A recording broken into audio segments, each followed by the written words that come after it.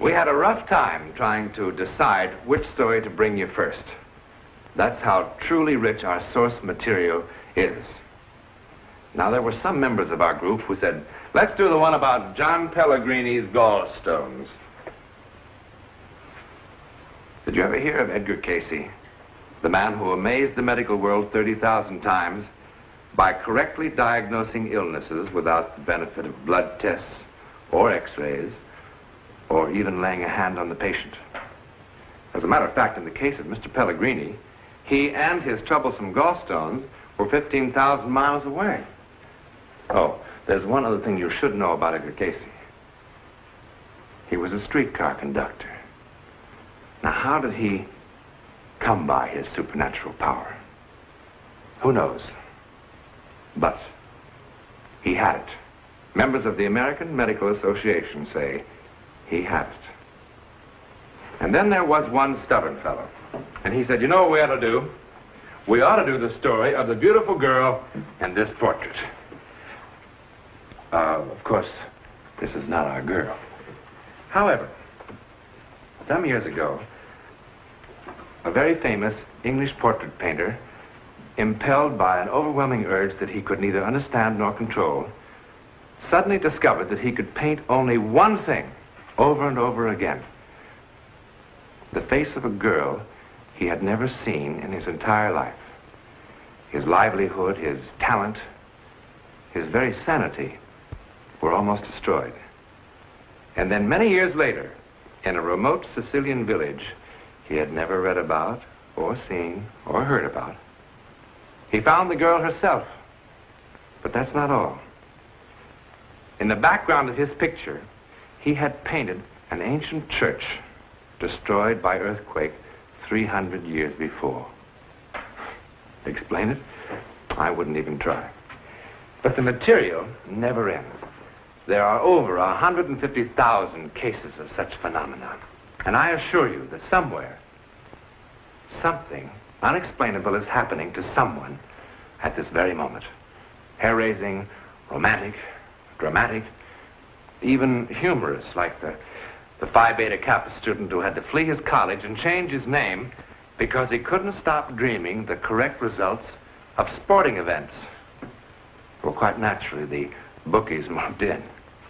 Then what about that family on Long Island, the Hermans? Do you suppose that their furniture is still flying through the air? There's even a story in this glass of water. Right now, living in Oslo, Norway, is a manicurist named Sigrid Hansen. Now, why should she interest us? Because for the last 11 years, Sigrid Hansen has remained in perfect health, eating nothing and drinking only this, plain, ordinary water. And more than that, she has developed extraordinary powers of extrasensory perception. So much for the samples. But about this startling new show as a whole, we say this: when ordinary people of our real world encounter the chilling world of the unknown, when normal men and women take that one step beyond, that we think is incomparable drama. All the more memorable and amazing because these strange adventures are true. Absolutely true.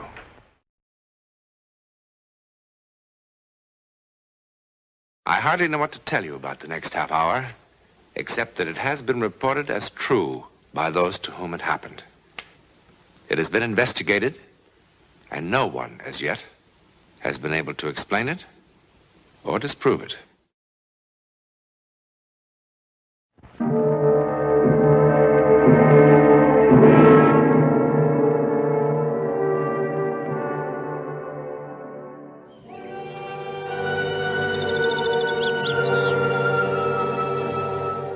This historic French chateau in the Rhone Valley is for sale.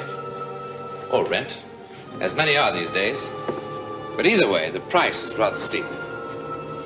If you're seriously interested in either buying or leasing this particular one, there are some things you should know. For instance, in its more recent history, around 1892, this chateau was the scene of a dark and chilling drama. The old people in the village below still talk about that night, and still in whispers. For one important player of this drama, the beginning was the end. Oremus. Deus qui proprium es miserere sempre, e percere tu supplicaes extramus pro anima familiae tui, Janet. Oh, Janet! Quam hodie di hobis Janet!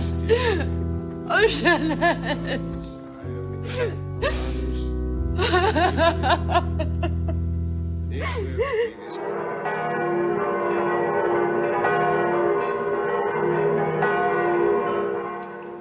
That those who are joined together by thine authority may be preserved by thy help, through the same Christ our Lord.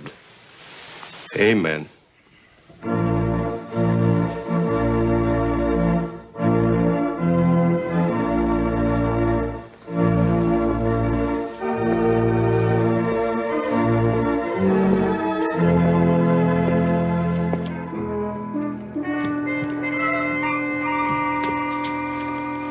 Monsieur le Marquis, Madame.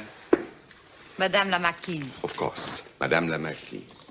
He meant no disrespect, my dear. We'll take a light luncheon in the drawing room area. Only for two, Monsieur le Marquis? Only for two, a small reception. Very well, Madame la Marquise. What are you called?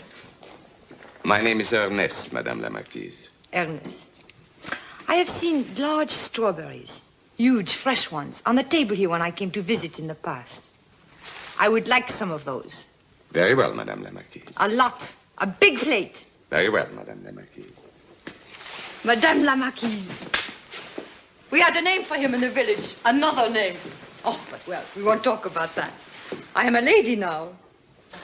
I'm here. I am here. You have been here before. No, but not this way. Before it was sweet Charlotte from the village. Dear Charlotte. Someone to pass a rainy afternoon with when no one important was around. I used to sit here on the edge of the chair, humbly, having tea. Jeanette was very democratic. Has ever the world seen such an unhappy groom? No, it's not that, my dear. It's just that it's been such a strange day today. It must have been a strange day for Father Leon, too. He was unhappy. Well, he buried Jeanette only 4 months ago. So no one is happy but the bride, eh? Oh, Charlotte, give me a little time. You know that I love you. You know that I love you. You say that like a mouse. No one at the church but 2 choir boys. And no reception. Had I married the village chimney sweep, I would have had a more gala wedding than this. We agreed to do it this way, quietly, so there'll be no talk. And if they talked, what could they say? Charlotte. But I am human. I want to show off my new husband. And your new house. And my new house. Oh, you don't know what it's like to be as poor as a sparrow, but not to feel like a sparrow.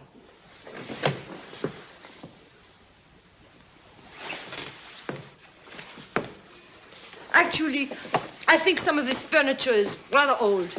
Not old, my dear. Antique. When you are rich, something old is antique. But when you are poor, something old is something old. Do you think I could learn to play the piano at my age?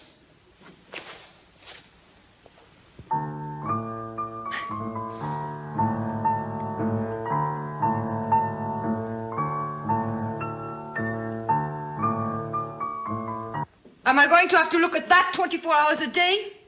Yes. And why? Remember, you were so fond of Jeanette.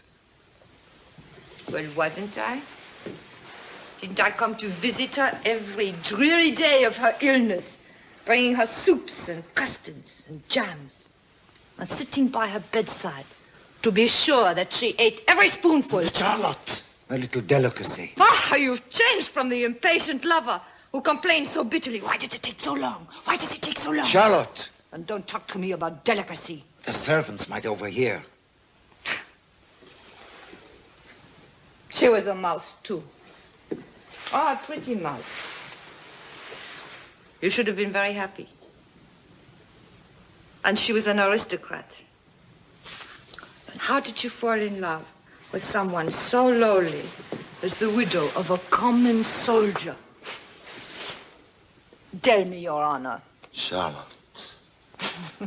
No, tell me first. No, tell me first.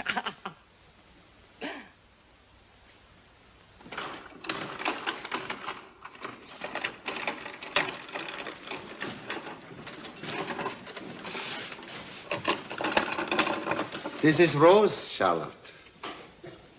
I have seen Rose in the market many times. Always the best for the marquise. The best meats, the best vegetables, the best this, the best that. Look at the size of this one. Open your mouth.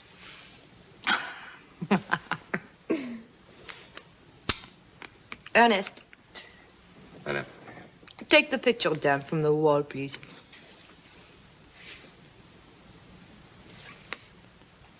Very well, Madame la Marquise. I am so hungry. Eat, my darling. Eat. Ernest,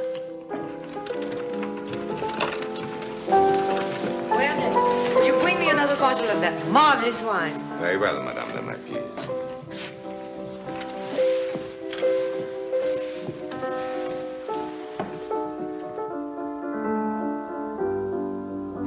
Did Jeanette play the piano very well?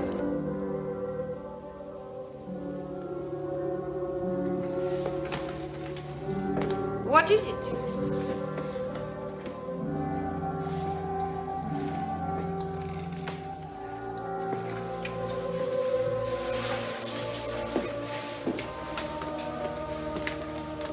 What's the matter? Nothing.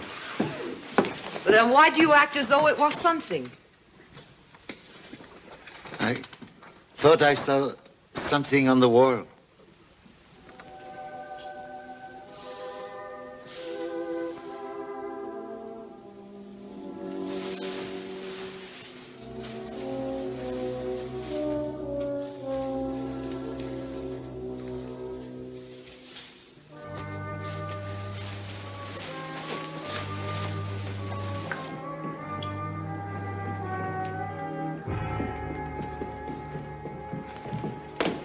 Jacques, have you lost your mind?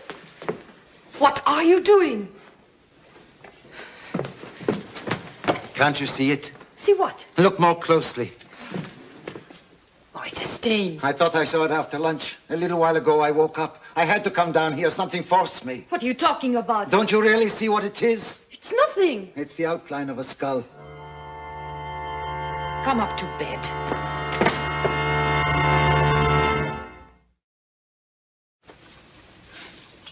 Platters and platters of wonderful things. Meats and fish and delicate things. And for the wines, the best wines in the cellar. I want them to leave with the stomachache of their lives. Will that be all, Madame la Marquise? Ernest, excuse us. You too, please. Well, what do you think? Do I look like a real marquise now? Will you be proud of me at the party? Charlotte, I tell you it's worse. It's much worse today. The wall again. You've got to come and see it. It's so much clearer now. Rose has been scrubbing at it for an hour. You've got to come and see it again. Come and see what?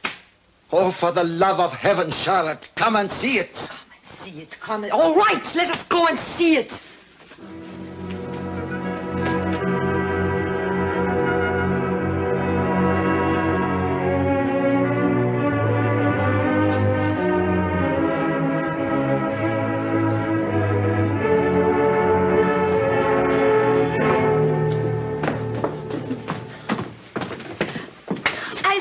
For 2 hours this morning. I have tried everything, lye even. It is probably some water seeping through the wall.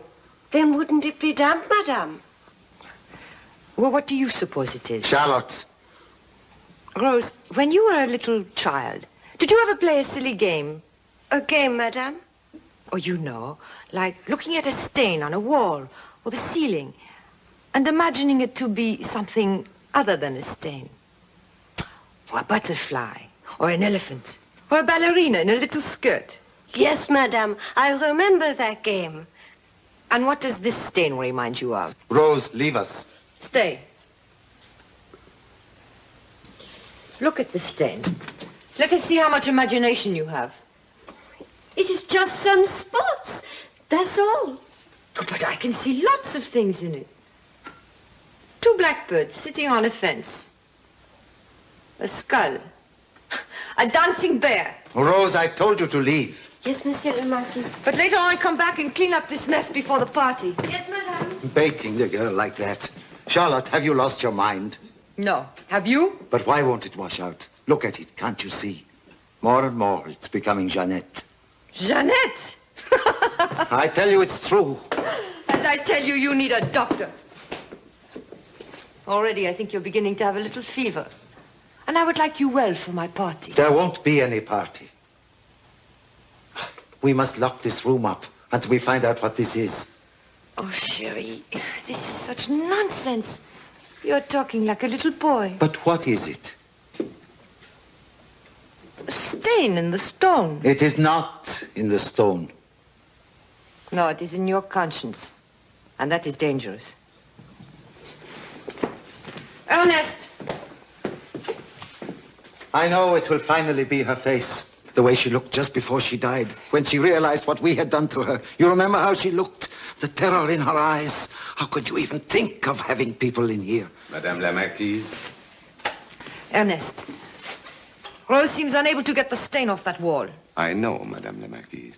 Well, it would look very bad for our guests. Yes, Madame la Marquise. It also looks very empty, doesn't it, Ernest? Yes, Madame la Marquise. Well, what shall we do about it? If I may suggest, Madame la Marquise, to cover it. With what? A picture? Sherry, would you mind very much if we hung Jeanette's picture just for tonight? Get the picture. And have Rose come back and clean up this mess. Yes, Madame. Charlotte, can't we call the party off? Have it later. I'm so worried. Yes, I know. And that makes me worry. About you. Yes, but I'm so frightened I cannot sleep. You are losing control. Can't we put the party off? No, we cannot. I did not marry you to bury myself alive. Madame, I see something. Oh, I'm sorry, madame. That game you mentioned. What do you see, Rose? Well, when you look at it a certain way, it does look exactly like... Like what? Charlotte! A dancing bear.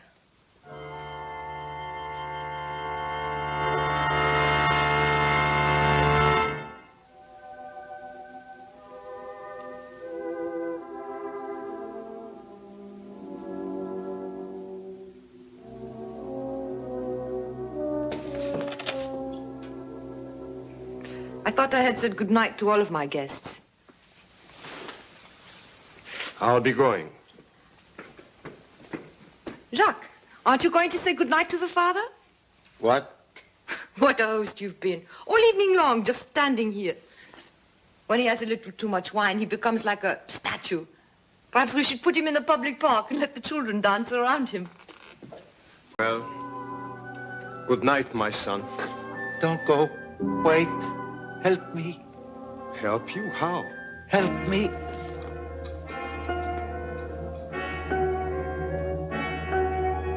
I'll get it. It's in the library. He really shouldn't drink so much wine. Seems to me he drank very little.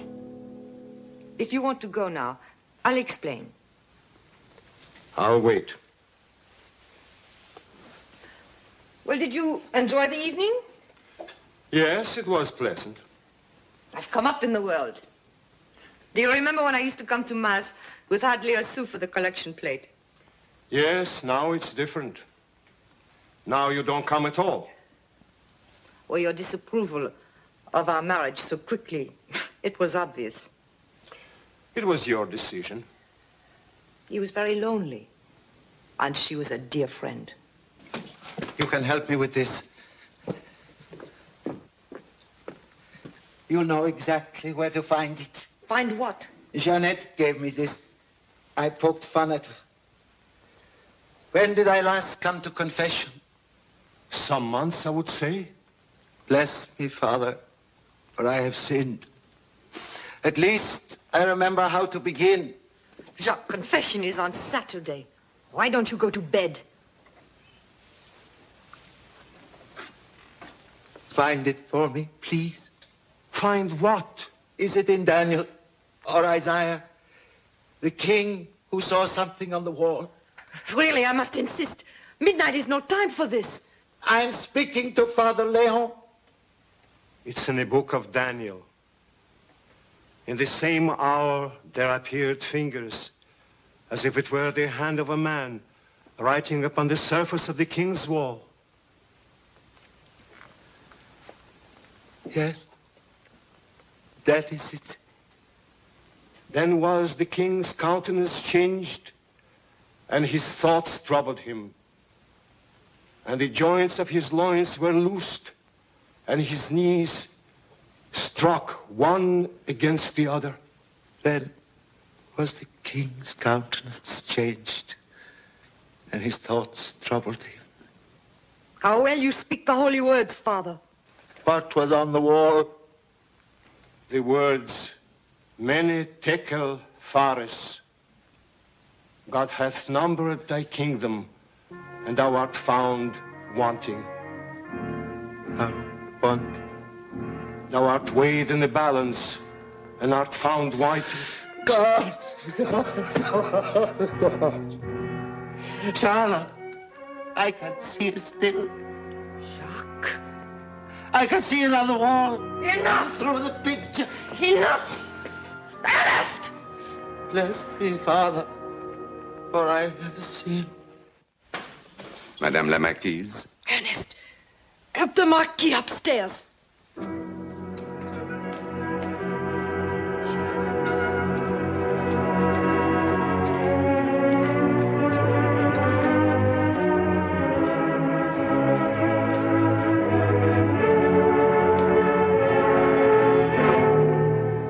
You really shouldn't drink so much wine. Yes, of course. The wine. Good night.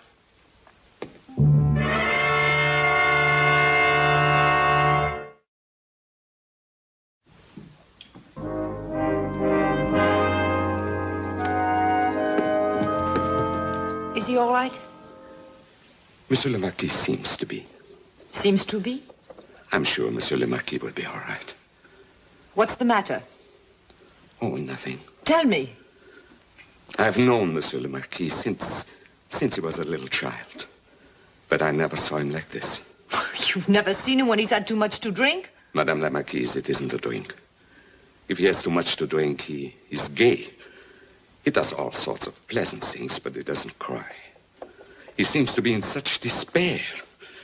He asked for a writing paper. What? Then a moment later, he changed his mind. He said, no, Ernest, it's no use. And then he started talking about... It is probably just the wine that affects him differently this time. What was he talking about? His first wife. I see. If Madame la Marquise would kindly excuse me, I'm very tired. What did he tell you of his first wife? Oh, nothing. That she was a gentle, kindly lady. Well, we all know that, don't we, Ernest? Yes, Madame la Marquise. Forgive me, Madame. I'm so afraid. Afraid of what? He has become so melancholy, so strange. I fear for his life. I understand. Between us, I have felt the same thing. We must watch him very carefully, Ernest. Good night. Good night, Madame la Marquise. And thank you.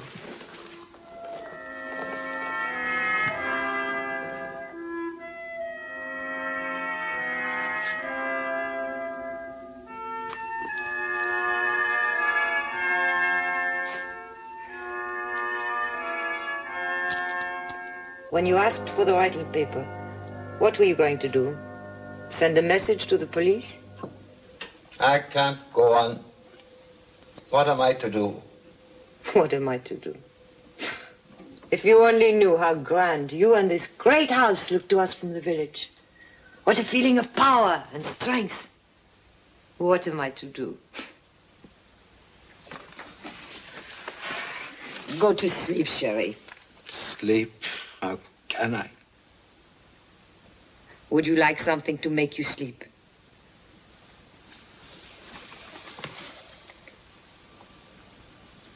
I think I would. Well, it's late for the servants. I'll go down to the kitchen and fix you some hot chocolate myself. Yes, do. Charlotte.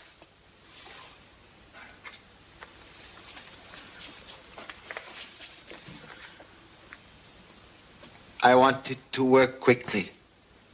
Not like Jeanette. You are such a child.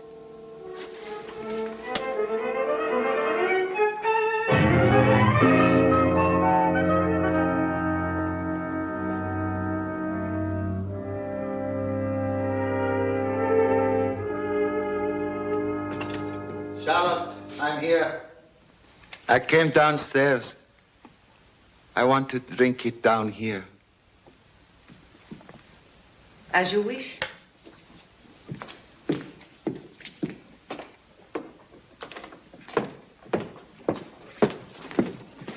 Drink it all. It will make you feel so much better.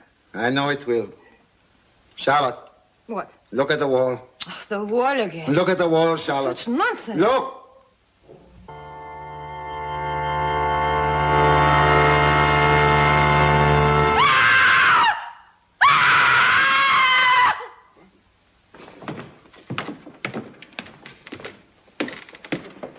I didn't have enough courage to drink more than a sip.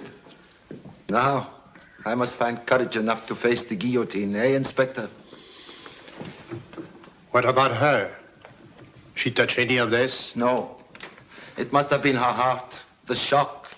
She dropped to the floor like a stone after seeing it. Don't touch it! I had to cover it. I couldn't stand it. I couldn't stand it.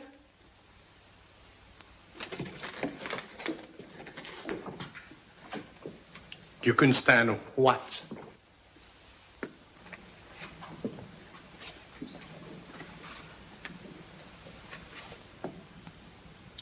The Marquis de Roget went to the guillotine, insisting there was an image on this wall.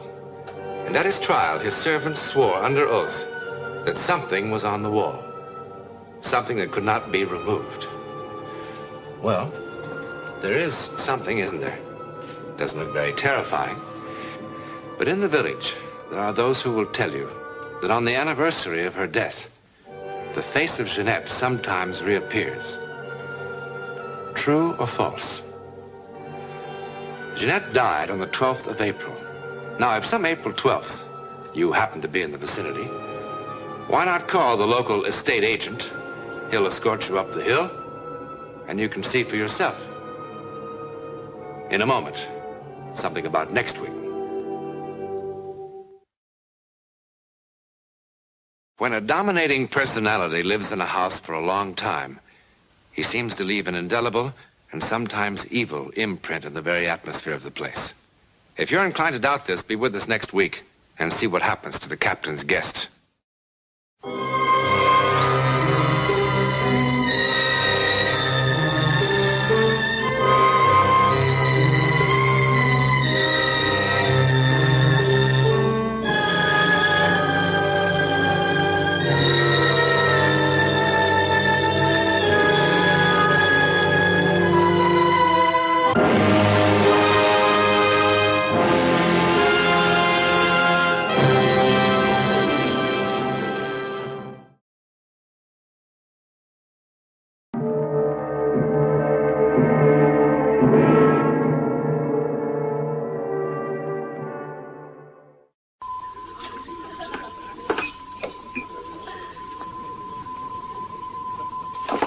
I thought you boys were going out. Oh, well, we just wanted to try this first, Father. Oh, what on earth is it? A strobe light. We had one demonstrated to us at the hospital last week, and they let me borrow this for a couple of days. You're going to blind Lionel. Oh, no, it's perfectly harmless. You see, you shine this light in someone's eyes and set it flashing at different frequencies. For some reason, this affects the nerve endings on the brain. You sort of go off into another world. You have all kinds of illusions and hallucinations. Well, some only see patterns and colors, but some see images. All sorts of things have happened to people, and nobody can understand why. Well, be careful. Remember, you're not a doctor yet, Tony.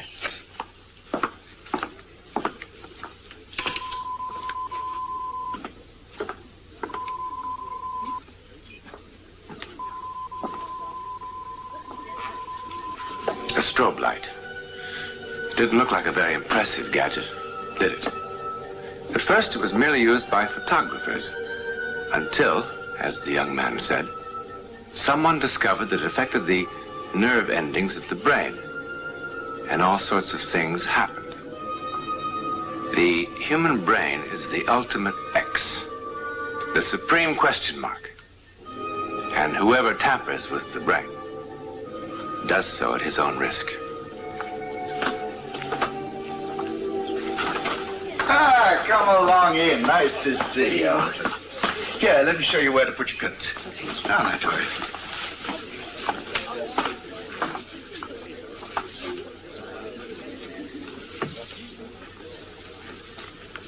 Jim and Mary Lowe.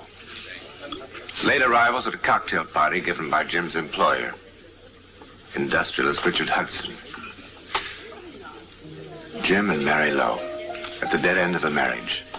The last chapter of their melancholy relationship should have been quite predictable, except that it wasn't quite the last chapter.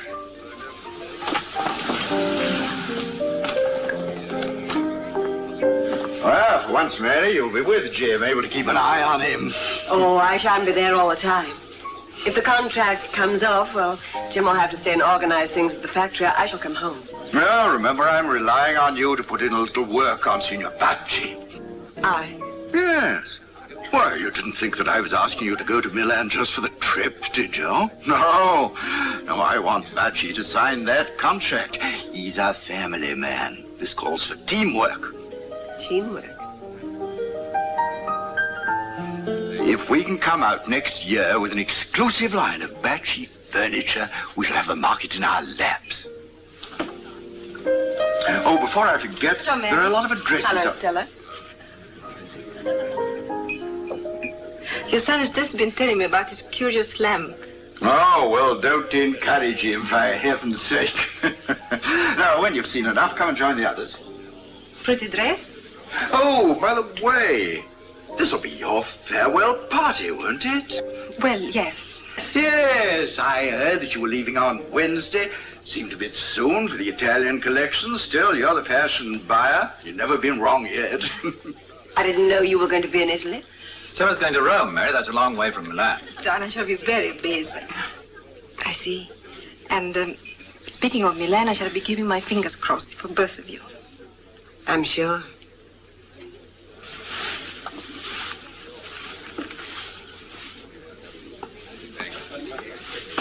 I have the feeling that Mary is not quite as blind as we think. Come, City.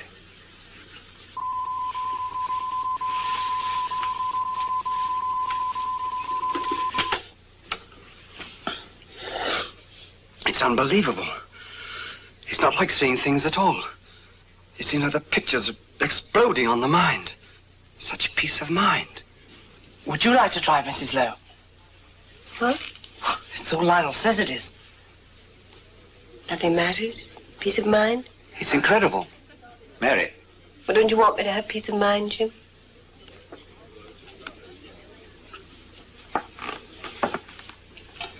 Well, would you like to try it, Mrs. Lowe?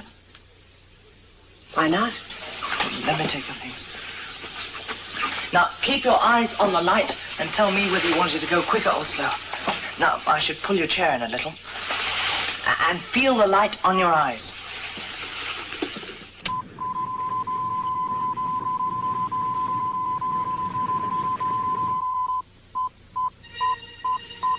Oh, kind of strange.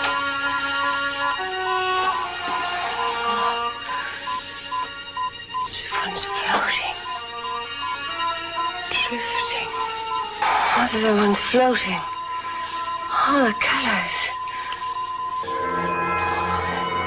It's the images. It's a house. Like a villa.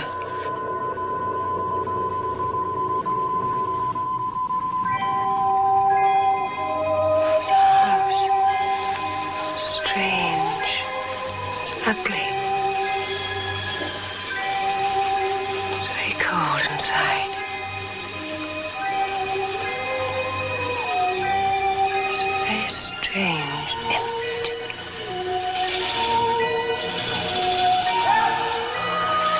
Oh, noise. It's pounding.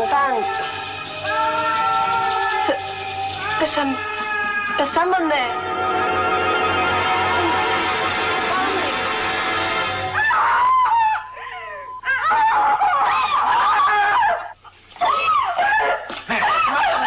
Nothing like this. Nothing happened. Oh, just get me out of here, please. Take me out.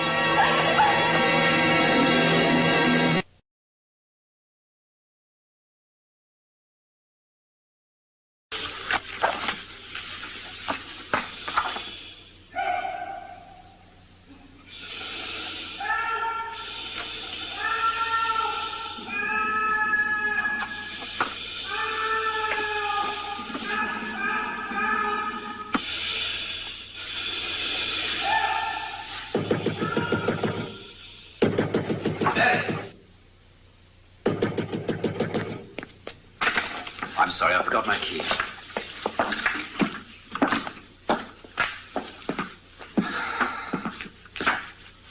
George, you something to read on the plane tomorrow.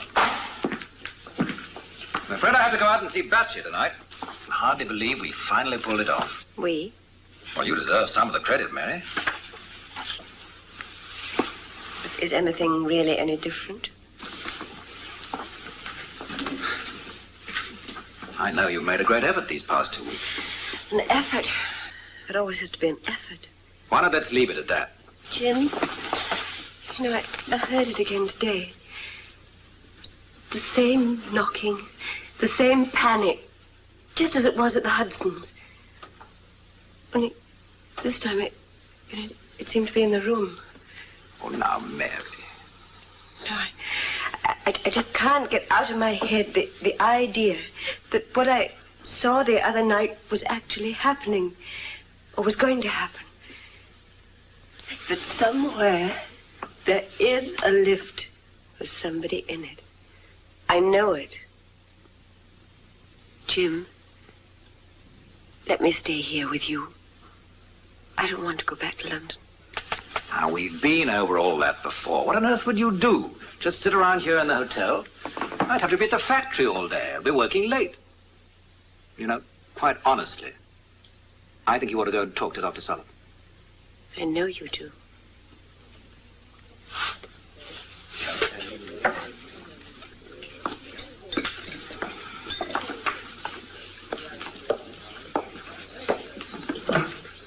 Hello? For a moment, I thought I got the wrong bar. It's wonderful to hear your voice. Is it all right? Can you talk? Oh, marvelous. If she's going tomorrow, that means we'll have 3 whole weeks. Oh, bless you. Brilliant man.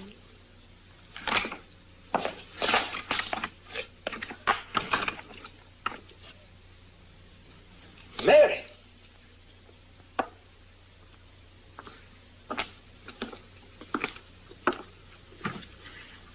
I thought you'd be asleep by now.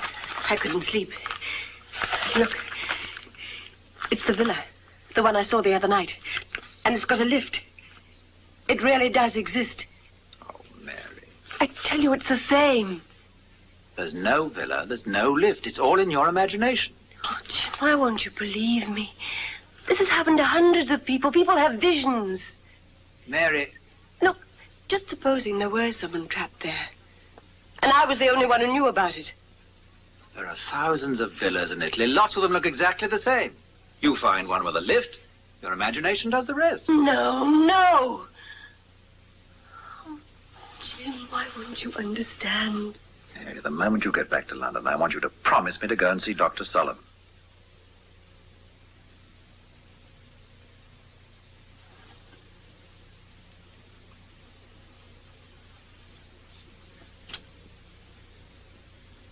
Where have you been? Seen Abachi, of course.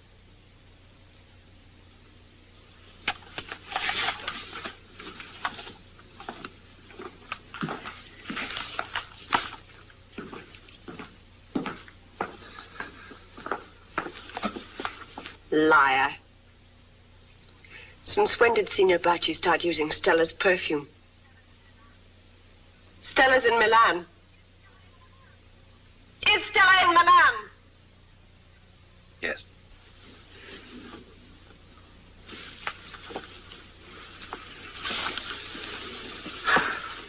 Mary, I'm sorry. There are so many things that ought to be said. I think we ought to start thinking about a divorce. Naturally, I'll give you everything you ask for. But I mustn't play at being sick. That's cheating. Mary, you are sick. Yes, I am sick. I'm sick of selfishness. I'm sick of dishonesty. I'm sick of lies. I'm sick of living in the dark. Mary, don't you understand? It's you that's caught in that lift. It's you that's trapped between floors. You must accept that. You must. Look, I can't help you. You can't help yourself. This is something for a doctor. Mary. Don't touch me.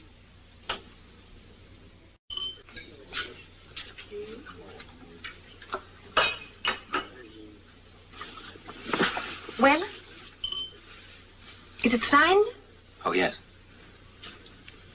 And Mary? She has gone home. She has gone back to London. Yes, it's all finished. I've asked her for a divorce, and I'm not going back to her. Well? I only hope she's not going to do something stupid. Oh, the way she's been acting lately, I don't know. There was a moment last night when I thought she really had gone out of her mind.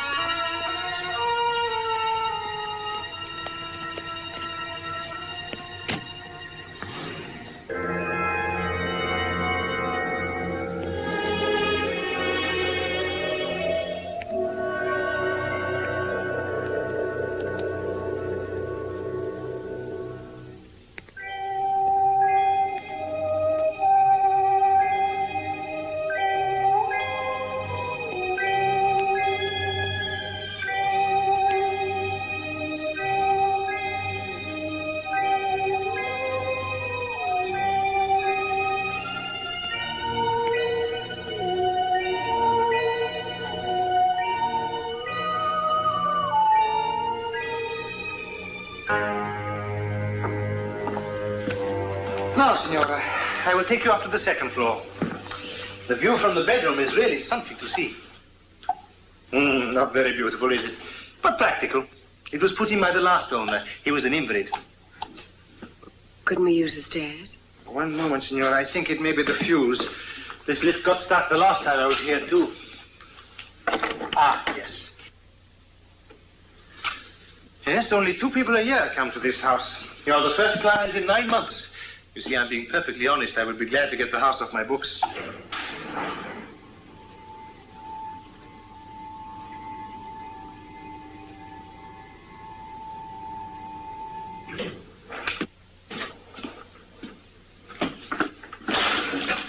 Signor.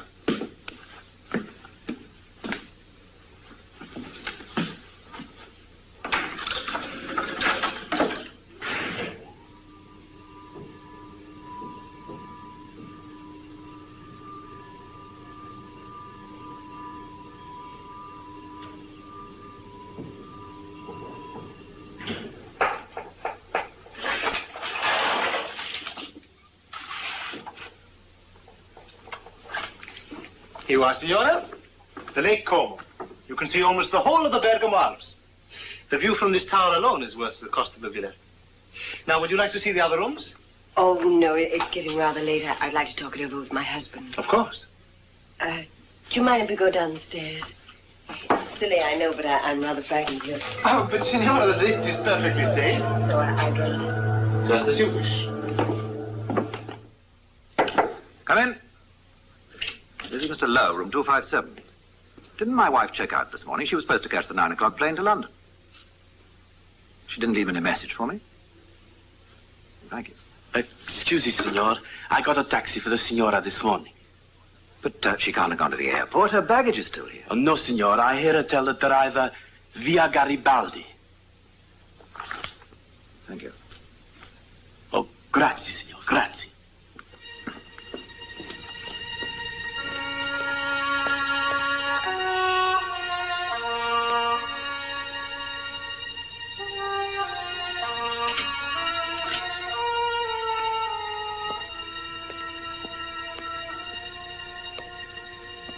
Mary!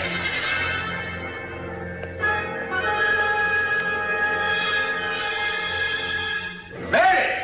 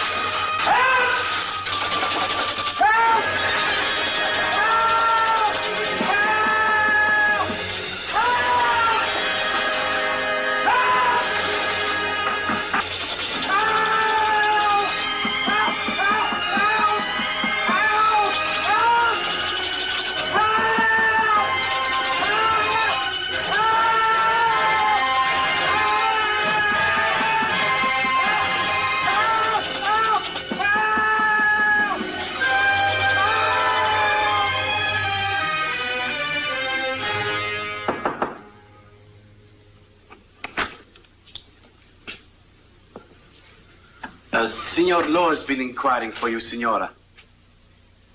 You missed your plane, Signora? Yes. You want a taxi to the airport, Signora? No, not the airport.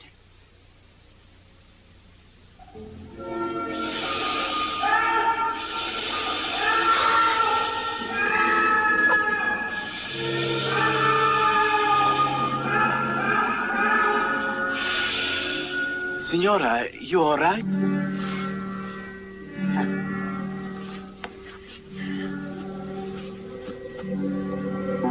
Yes, sir.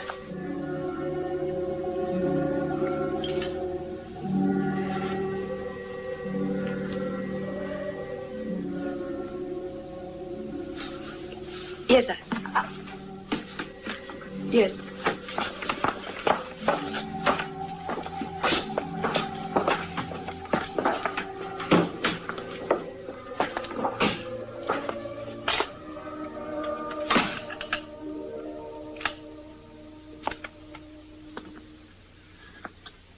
When Mary Lowe gets back to London, she will have a complete nervous breakdown.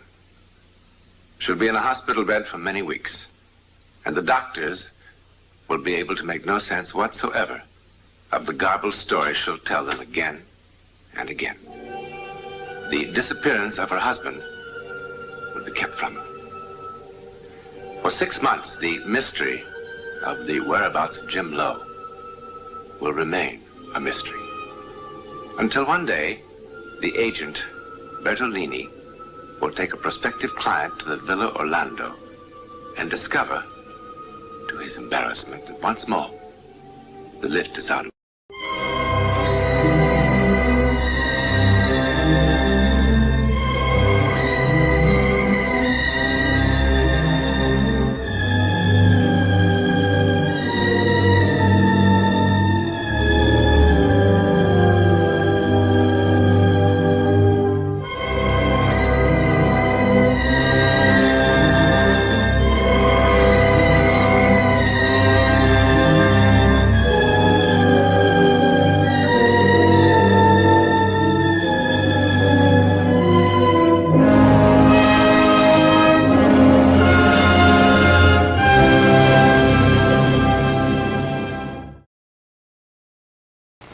ever been certain your telephone would ring in the next 10 seconds? Or have you ever walked down a strange street and had the feeling that you knew what lay beyond the unturned corner? Yes? Then you've had a brief encounter with the world of the unknown. You are ready for the actual human experience that follows.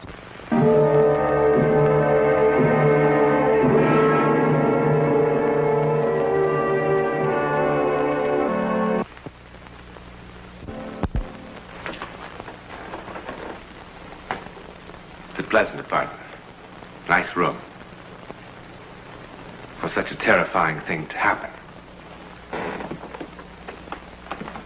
But who among us can ever know when or where psychic lightning will strike? And who among us is ever really prepared for a shattering glimpse into the world of the unknown? Certainly Anthony March was not. This is his Greenwich Village apartment in New York City. It's a comfortable, charming room. It has nice furniture, pictures on the wall. Matter of fact, it has everything that should make a man happy and comfortable, with the possible exception of a view. The view, as from many other Greenwich Village apartments, consists of other windows from other rooms. However,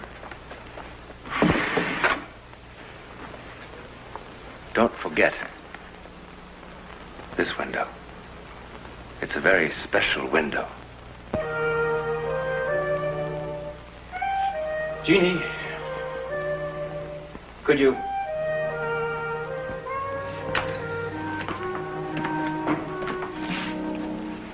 Could you look a little alive? I'm alive. Not as alive as a dead duck. Look, Mr. March, for $25 an hour, you're not going to get Audrey Hepburn, you know. I mean, working nights and all. And in this heat. Now, sometime you think we might get some small quality into a picture? I thought getting quality was your department, Mr. March. That's very good, Jeannie. Very good.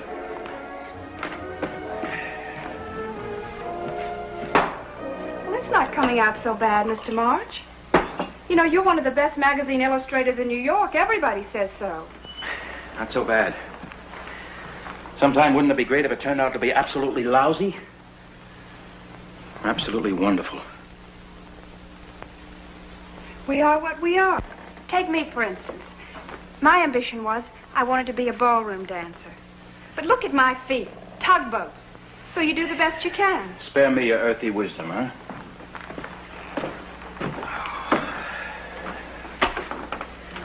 So hot.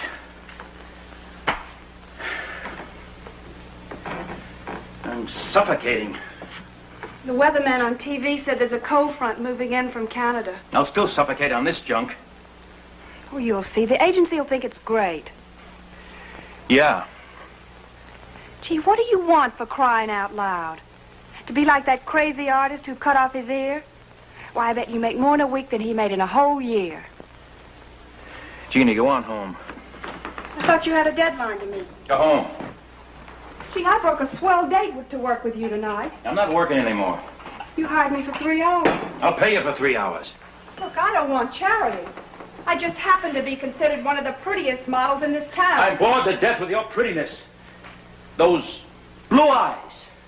Empty. Pale pink cheeks. That cute little dimple of yours. Thanks a lot. Just once before I'm old and gray, you think I might be able to see something that will excite me enough so I could be an artist for about 5 minutes? To be honest, I think you ought to see a doctor. I told my roommate who goes to NYU about it. Get out of here.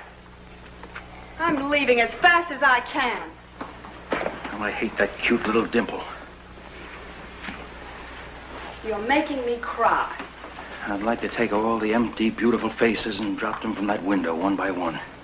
Sometimes guys really kill me. All I can say is, I wish I hadn't broken my date. You know, what makes you so sure you could paint anything better, even if you had the chance?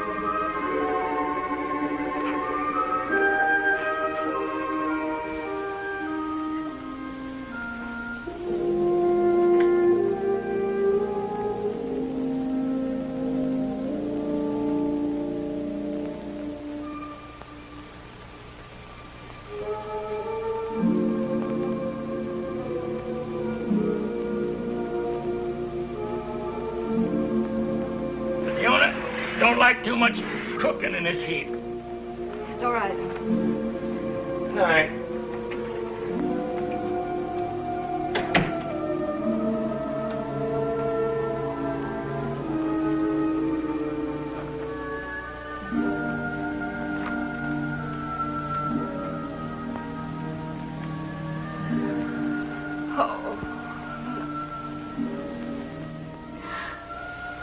No.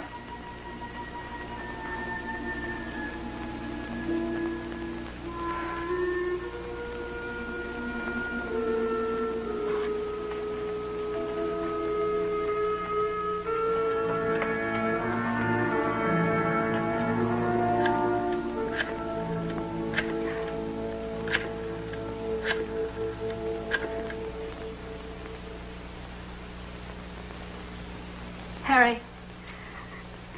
Yes, I know I promised. I know,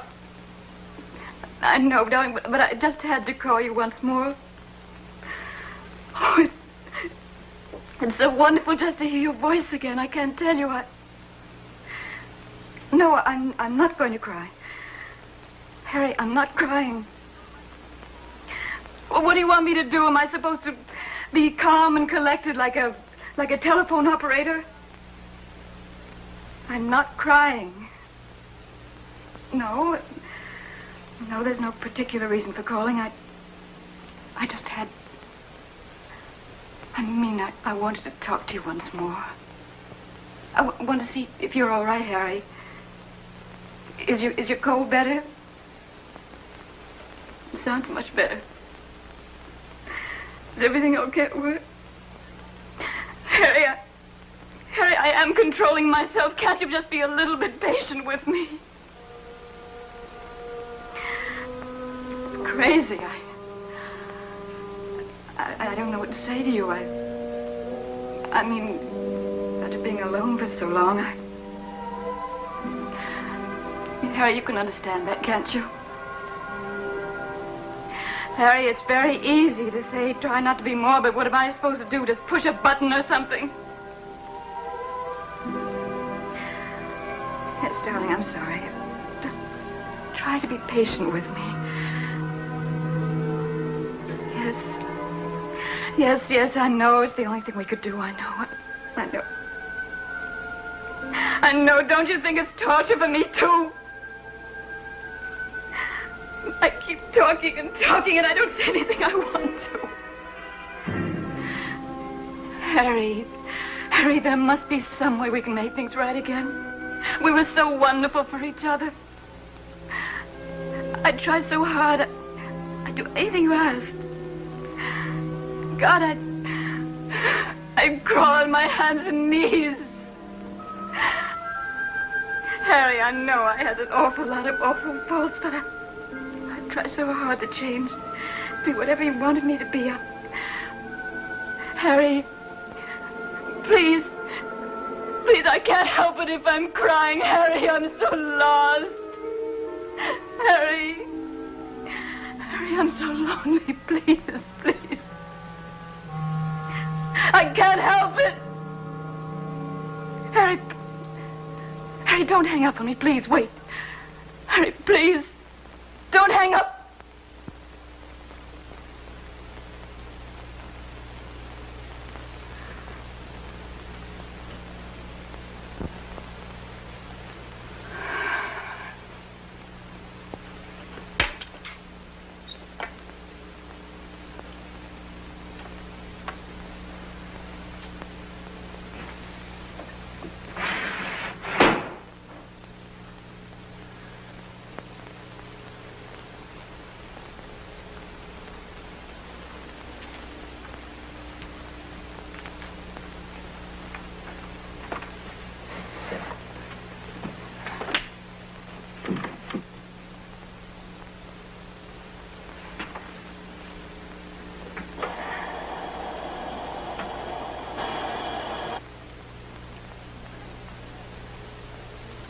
Lady, what are you doing?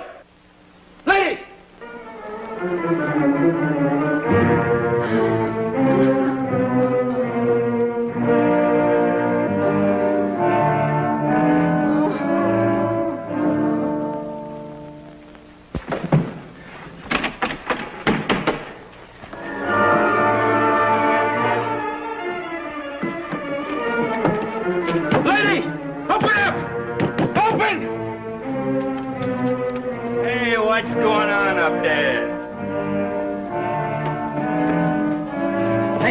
There's a woman upstairs trying to kill herself. Are you drunk, mister? I saw it from my window. Come on. Here. Lady! You say you saw a woman trying to kill herself? Get the door open, will you?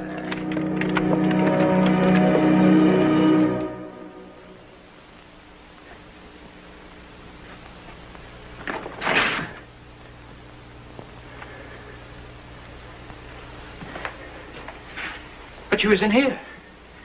Look, I saw her from my window across the way. You think I'm playing a game or something?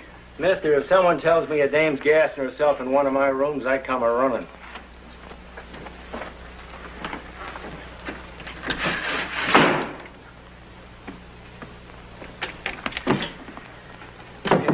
It could be the next room. Maybe she's in here. Traveling man's in there, an old fella from Toledo. And like the sign says, he don't want to be disturbed. Look, I tell you I saw her. Sorry for the disturbance, Mrs. Halverhan.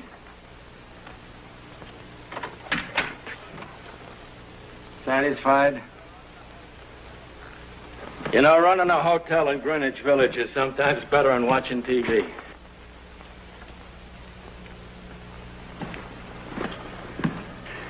I'm not crazy. I saw her. Go on home, mister, and sleep it off. I'm not drunk.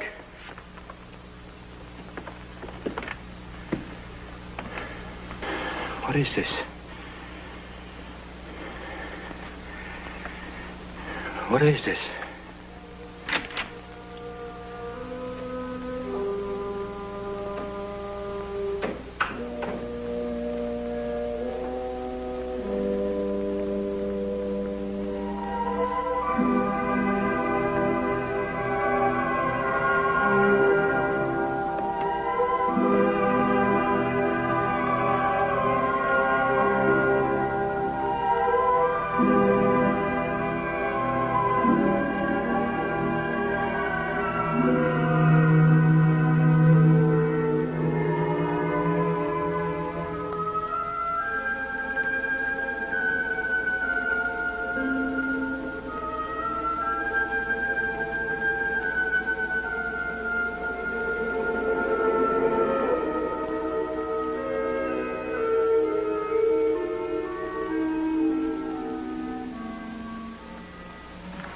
But the owner don't like too much cooking in this heat. Yes, all right. Good night.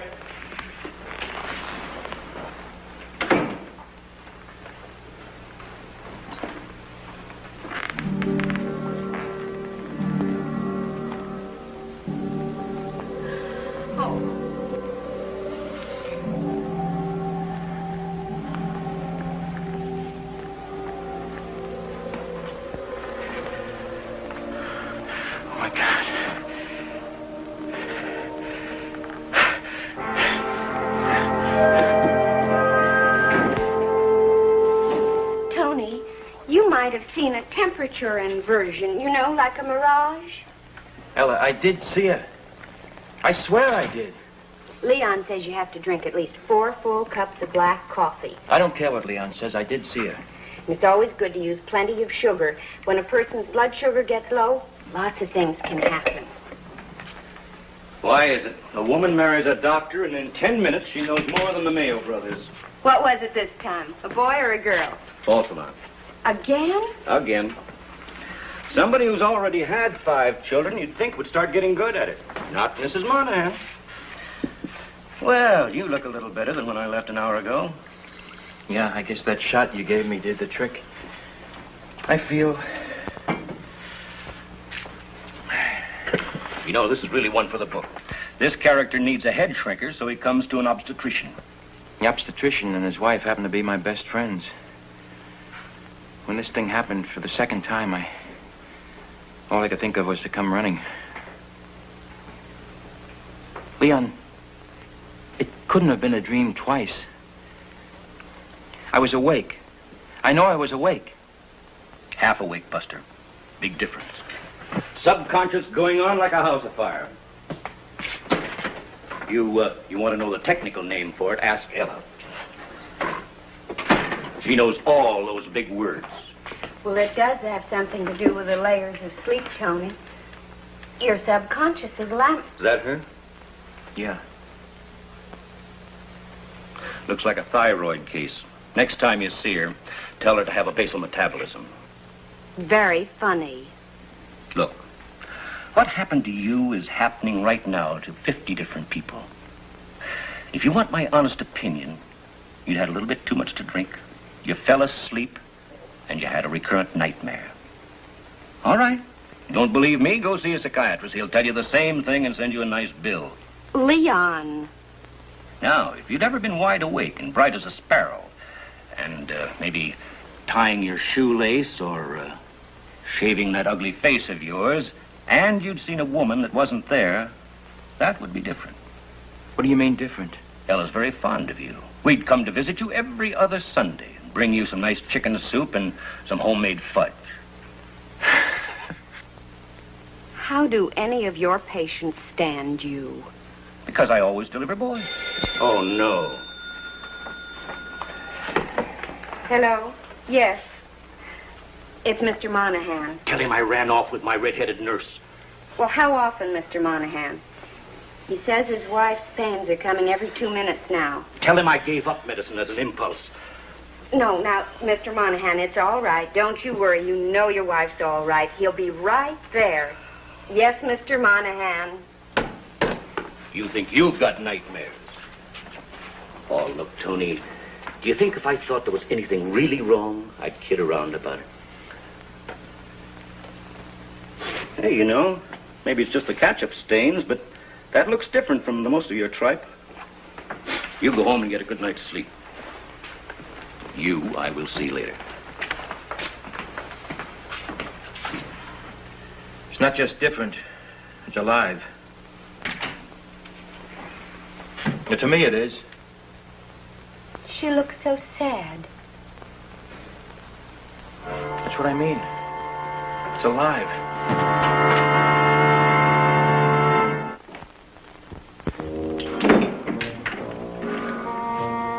Jeannie, what are you doing here? Mr. March, I must have fallen asleep. I came in about 1 o'clock and I found the door wide open, so I just came on in. I thought maybe you'd just be gone a couple of seconds. What time is it? It's 3 o'clock.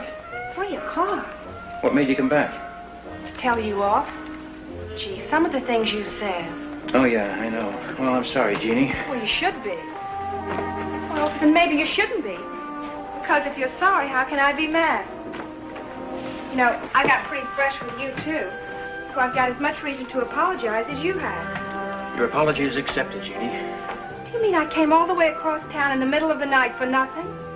And I had to drink 2 martinis to get my courage up in the first place. Now, why don't you mix yourself another one? Okay, would you like one? Isn't it kind of late for working? Huh? Late for working. Huh. You know, I really should be getting home. My roommate's kind of an old grandmother, you know, with all the questions. Yeah. Well, if you're going to be working, won't you need me for modeling? Not this time. Who's that for? Just for me. You know, she looks kind of sad.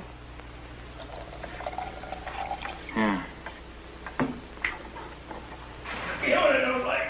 Too much cooking in this heat.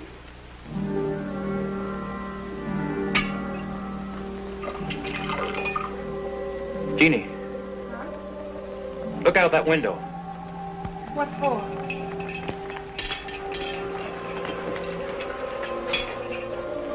What's there to see?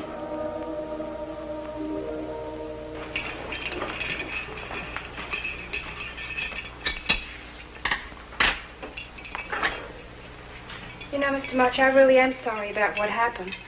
The way I lost my temper and all. But you kind of lost your temper, too. I think it's kind of nice how we're both so sensitive about our work. You know, right after I left here, I went straight home and I asked my roommate, you know, the one that... I can't help it if I'm crying, She's Harry. majoring in psychology, and I asked her what she thought I should do about what I said to you this afternoon. She said, well, I should come straight over here and Please. apologize. Get it off my... Please, I'm so lonely. What's the matter, Mr. March? I can't help it. Mr. March, are you sick or something? Harry, don't hang up on me, please. I mean, have you got a pain or anything? Don't hang up on... Mr. March, do you want me to call a doctor?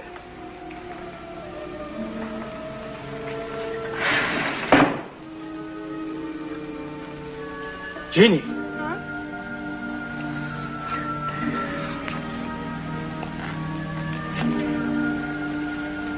What's that lady doing, Mr. March? Mr. March, that lady's trying to kill herself.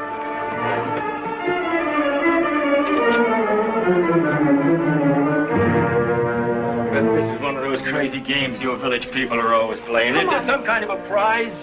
Do you get a bottle of that green liquor that drives you nuts if you can fool me twice?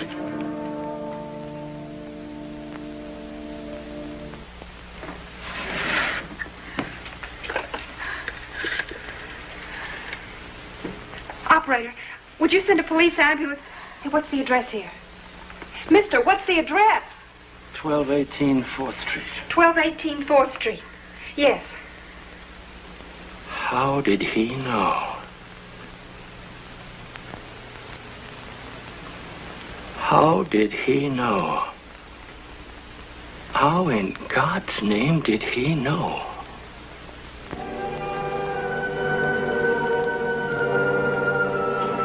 We could offer several impressive and complicated theories about time, which might explain what happened to Anthony March and the lady across the way.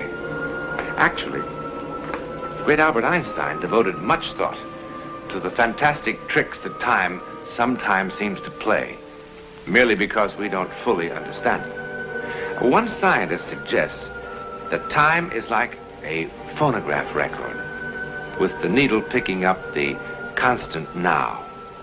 And in the case of Anthony March, the needle jumped ahead one groove and played that groove over and over again until actual now caught up. As I said, the theories are both complicated and impressive. However, why did this happen? Well, if it were a nice romantic little story, we would say so that Anthony March and the lady would meet and live happily ever after. But the fact is, he never saw her again. Well, then, did she at least make him into a formidable artist? This painting is considered different from March's usual work, but not much better. Actually, you could buy it in a New York gallery for about $200 if it were for sale. In a moment. Next week.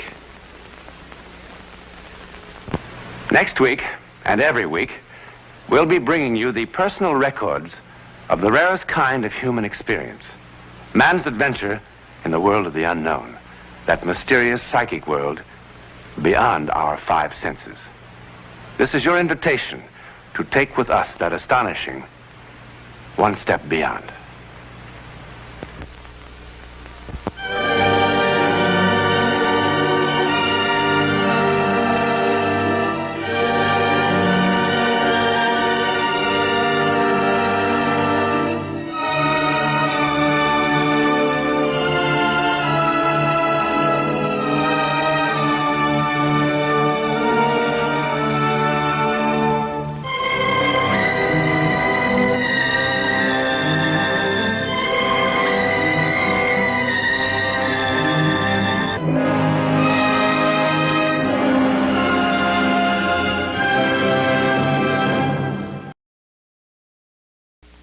Ladies, controlling household odors is an all-day job, not just when you're cooking fish or airing out smoke-filled rooms. Why? Because offensive odors linger in your home for hours. You may not notice them because you've become accustomed to them, but folks coming in from outdoors are sure to smell them. So, play safe. Odor condition your home with Wizard Wick Deodorizer. It keeps any room in your home sweet-smelling 24 hours a day. Simply raise the wick, and away goes fear of stale tobacco smells, the embarrassing cooking odors of fish, onions, cabbage. Unpleasant smells in any room. Yes, you're safe with Wizard Wick Deodorizer because it works as a continuous odor conditioning unit. Get Wizard Wick Deodorizer, only 39 cents. Other wick deodorizers cost up to 69 cents, so you save 30 cents. Get Wizard Green Wick for pine scent, Wizard Pink Wick for delicate spring bouquet.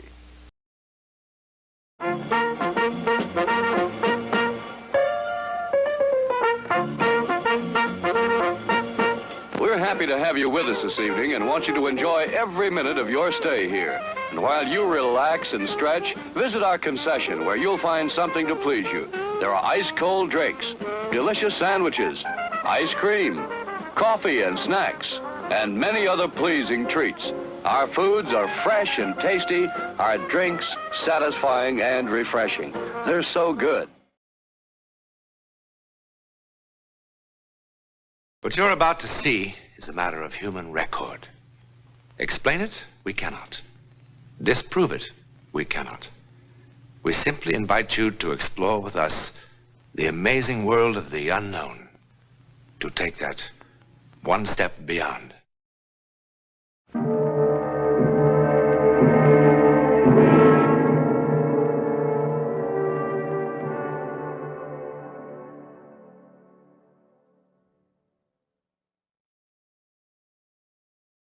Like, thousands of other couples in Manhattan, Jim and Betty Hennessy are giving a cocktail party.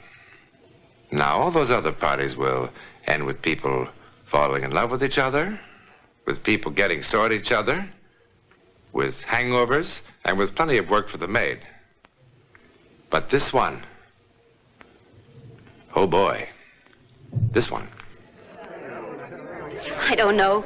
Sometimes I can't do it at all. Oh, stop that. What about the time that you told Marie Cooper that their house was going to burn down 3 days before it happened? Yeah, that was really out of this world. It was really horrible. It wasn't your fault, darling. After all, you got us married. How did she manage that? She told me I was going to meet a man in Bermuda because of a flat bicycle tire. And a year later, I would marry him. And we were married to the day. How come you could fix a bicycle tire? In the Army, you couldn't clean your rifle. I still can't. Oh, well, now, come on, it's not that bad. Oh, he's very handy. No kidding. She's really terrific. She went into some kind of hypnotic sleep a year before Betty and I ever laid eyes on each other. And she called all the shots right on the button. Sure she did. You don't believe it, huh? Well, I believe she saved lots of cocktail parties. Look, next time you're in Chicago, remind me to take you on State Street to a little old woman. She's got a genuine African monkey paw. All she does is touch it, and the whole future lights up. And she told me I'd be the next governor of Illinois. Oh, you'd love her. Okay, buddy. Ladies and gentlemen, we have a wise guy from Chicago in our midst. He doesn't believe in our Ellen. What do you say, Ellen? Would you be willing to do it? Oh, please, I'd rather not. Well, maybe the spirits are with Miss Larrabee today. Some other time. You mean when there are no cynics on the premises? No, just some other time. But there can't be any other time, Ellen. He's flying back to Chicago tonight. Come on, don't make a jackass out of me. I think this is wonderful. You and Arthur have never seen each other before. You know absolutely nothing about him. And you might be able to tell him something that'll wipe that smug smile off his face.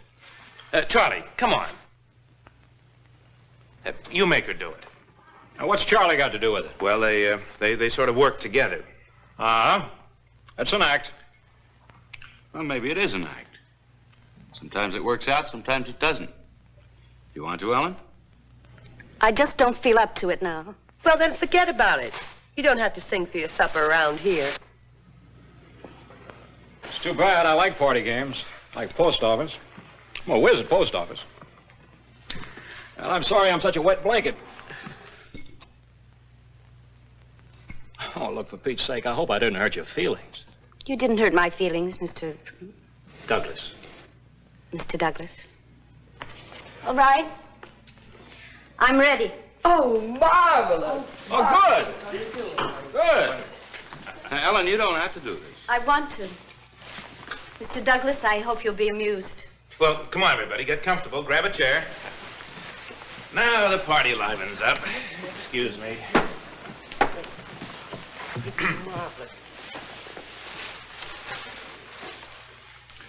All right, Ellen, now close your eyes. Now relax.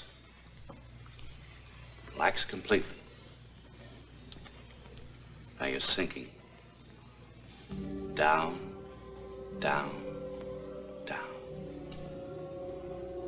You're floating. The mind is free in space. World's far away. Far away. You feel wonderful. Light and wonderful. Wonderful. Wonderful. Wonderful. Now, where are you, Ellen? Moving. Moving. Do you see anything? Nothing. Nothing. Oh. He doesn't notice them. Notice what? They're not his anyway. What's not his, Ellen? The keys.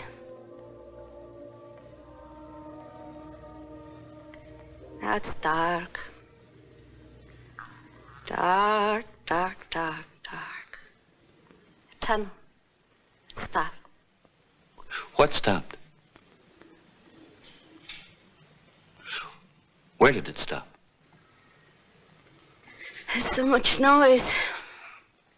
What kind of noise? People. And trains. Many trains. I hope the act improves. You just told her I was taking a plane. Are you in the station, Ellen? He's late. He's hurrying. Now run. Run. Running. He's running. Where's he running? 102, B. 102? B. Compartment B. Car 102. Shouldn't someone tell her I'm flying? They shouldn't. They're making him go. Things making him go. Oh, he shouldn't have. He shouldn't have. There's a snake. It's a snake? A snake. A shining gold band. You mean a ring? Yes, a ring. Now I see. To thee, for whose dear love I rise and fall. Oh, isn't that lovely? It must have meant a lot. Whose ring, Ellen? Hers. Hers? Well, well, well. Now, Arthur, if this bores you, we can stop right now. No, don't be silly. Now it's getting interesting. Oh, she's so pretty. Dark hair. Very interesting. Traveling suit. Gray. Fur bow.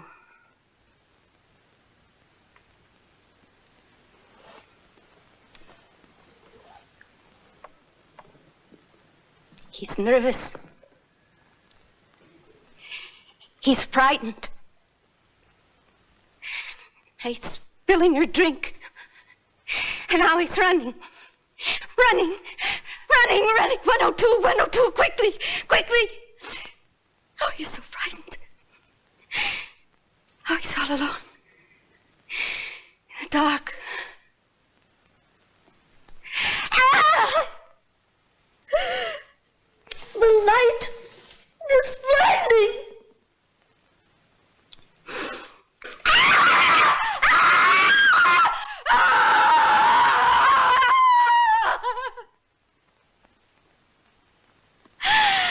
She's standing in front of him with a knife. With a knife. With a knife. Ellen. Ellen! You're all right, darling. You're all right now. Nothing like this ever happened before, Arthur. I'm sorry. Guess it was a lousy idea. What did I say?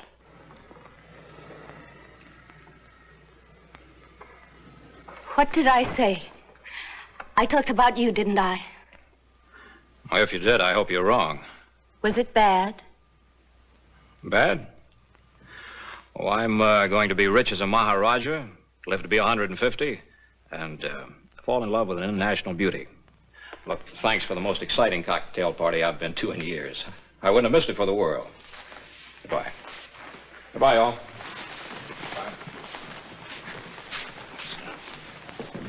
I'm afraid this wasn't a barrel of laughs. Well, have a good trip, Arthur. Thank you.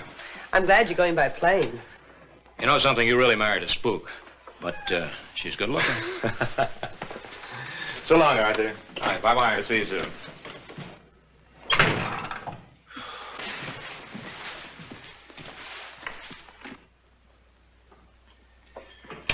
For being such a bust, there's an awful lot to clean up. Never mind, Matty, I'll get it. I wonder who that could be. I hope nobody forgot anything. One thing I can't stand is a party that never ends. Arthur! Hey, where's the party? Well, what happened? Why aren't you in the plane? Well, don't you ever look out your windows? Nothing's leaving Idlewild for who knows how long. What are you going to do? Exactly what your Miss Larrabee said I was going to do. Well, I knew you wouldn't mind my waiting here instead of the station. You're not going to take a train.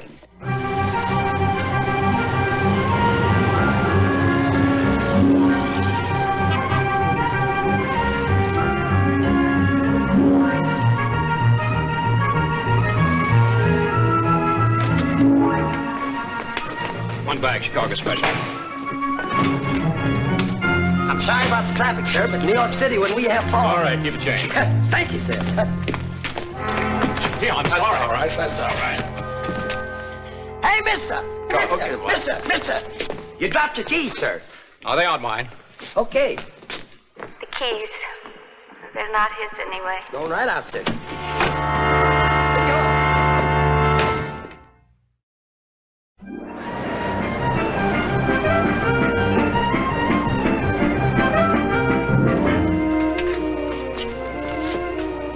Good evening. Good evening. Douglas. Oh, yes, Mr. Douglas, because of this storm and all the reservations that were made at the last minute like yours, there's been a mix-up in your space. Now, I can give you compartment L in car 271 or, let's see, car 102, compartment B. Compartment B, car 102. What were those numbers?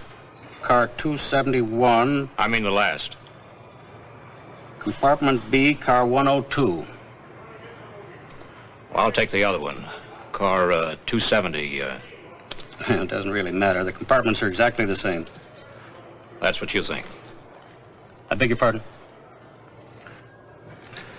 Thanks very much. Good evening.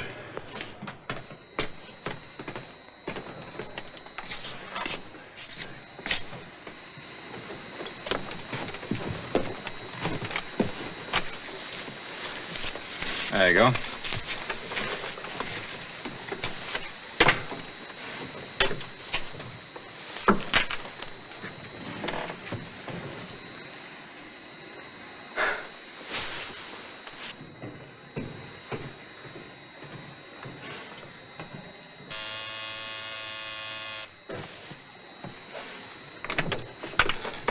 Beg pardon, sir. This last-minute change seems to have gotten us all fouled up. I'm afraid we're going to have to change cars after all. You see, this lady belongs in here. The porter will move you. I'm very sorry for the bother. Where are you moving me to? Well, the only space we have left, car 102, compartment B. Now, if you'll permit the porter to... I'm not permitting the porter anything. I'm staying right here. Oh, but Mr. Douglas... Look, why don't you put the lady in the other compartment? Well, you yourself said they were the same. Not quite, Mr. Douglas. You see, at 6:12 tomorrow morning, we lose car 102 at Dayton. That means that its passengers will ride in the club car the rest of the way to Chicago. And since this lady has had this space reserved for so long, it hardly seems fair that she should be the one who's inconvenienced. Well, I'm not moving. Look, rather than cause all this fuss, I'll take the other compartment. No. Just a moment. Mr. Douglas, as the conductor of this train, I'm responsible for the comfort of the passengers.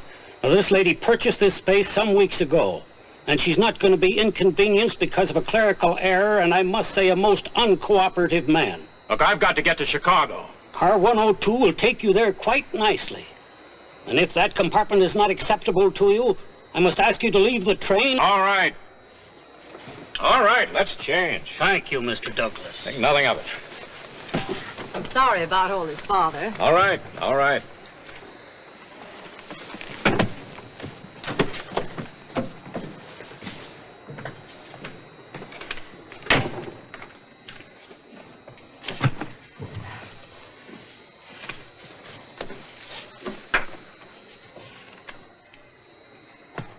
All aboard!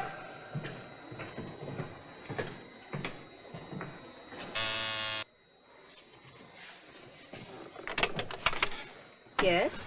Oh, excuse me. I believe I left my hat in here. Oh. Thank you. I shouldn't have made all the fuss about the compartment. Well, that's all right. Nobody likes to be shuttled about. Yes? I did apologize about getting annoyed, didn't I? Yes, you did. I'm sorry. The two cheapest words in the language. When a fellow says I'm sorry and offers to buy you a drink, that really means something. What do you say? Oh, thank you. Maybe if you're in the club car later, I'll see you there, but first I must change. Well, you look fine the way you are. I'm glad you approve. I do. I'll be waiting for you.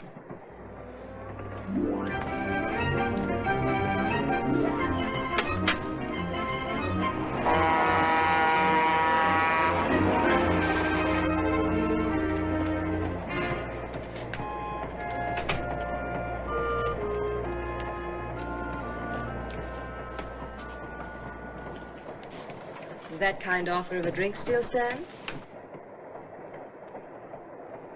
Traveling suit, gray. Fur bow. Well, you did ask me to have a drink. Oh, please, forgive me. Please.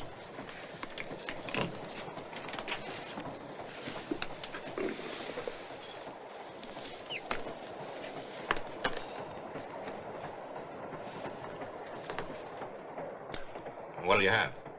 Scotch and soda, if I may. Scotch and soda. Oh, she's so pretty. Dark hair. Is something wrong? I don't know.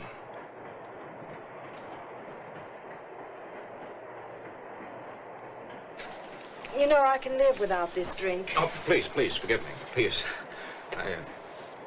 Would you, mind if I ask you a question about, your dress? It's a suit. Tell me, is that what you, call an original? I mean, if that's the only one like it. No, I wish it were. I hate to think about it, but there are probably 1,000 women walking around in exactly the same thing.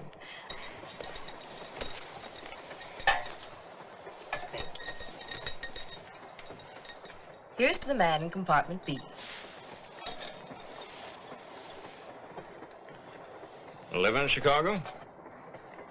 Not exactly in Chicago. Evanston. Have friends in New York? A few, not many. Tell me, by some wild chance, you happen to know Ellen Larrabee? No, I don't think so. Thank you. No, you're sure? Quite sure. Now, she's small, brown hair, and her eyes are sort of... I really don't know Ellen Larrabee. I'm glad. What? You want to hear something really crazy? I went to a cocktail party this afternoon. A perfectly normal cocktail party. And then there was this completely average-looking woman there, this Ellen Larrabee. Now, look, I'm the most practical guy in the world. I believe 2 and 2 are 4, period. But this Ellen Larrabee told me that I was...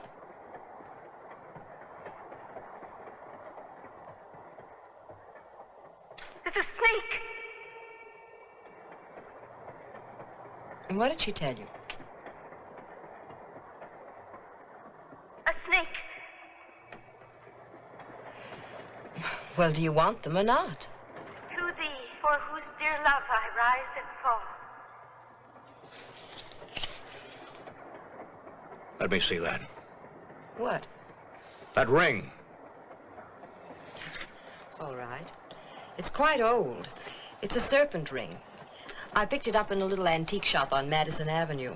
Being a woman, I liked the sentiment inside. To thee, for whose dear love I rise and fall. Isn't that lovely? It must have meant so much. Look, do you know me? Have you ever seen me before? Now, I must know, I must. Did you know I was taking a strain? No, I've never seen you before. Are you feeling all right? Look, my name is Douglas, Arthur Douglas. Now, does that name mean anything to you? Look, Mr. Douglas, it's none of my business, but I really think that you... Oh, this is insane!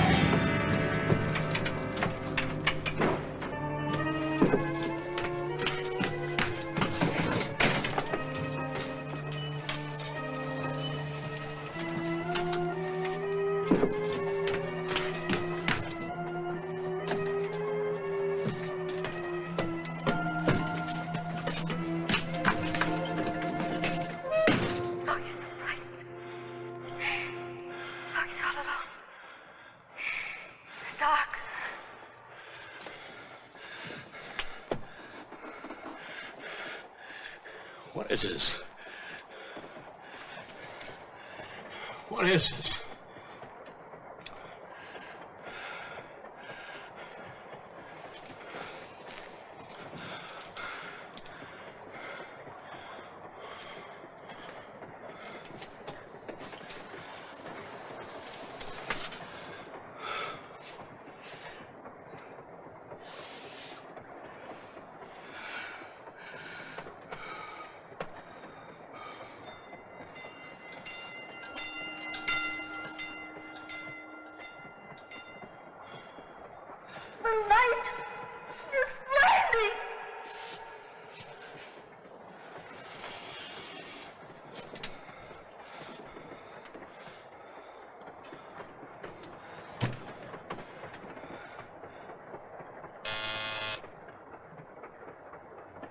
Mr. Douglas? Mr. Douglas?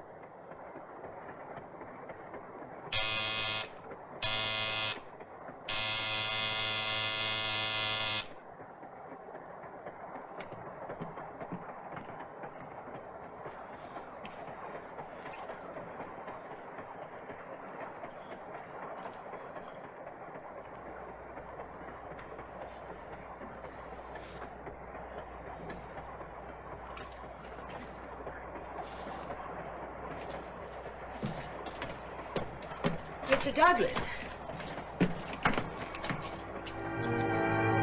Mr. Douglas.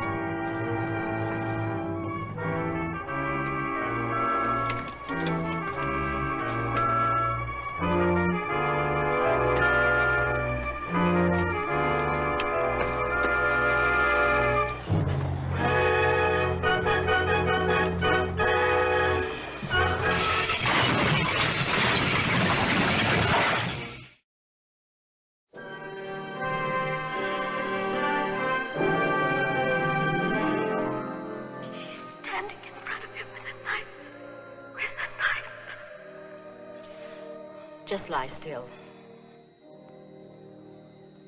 She'll be all right now. You've got quite a slice in the head, but she'll be all right. You're lucky. Lucky? Why, sure. Look at the service you're getting. I'm a first-class surgical nurse, and this gentleman here, he's a doctor. Happened to be in the next car. You're going to be all right. Lost a little blood, that's all.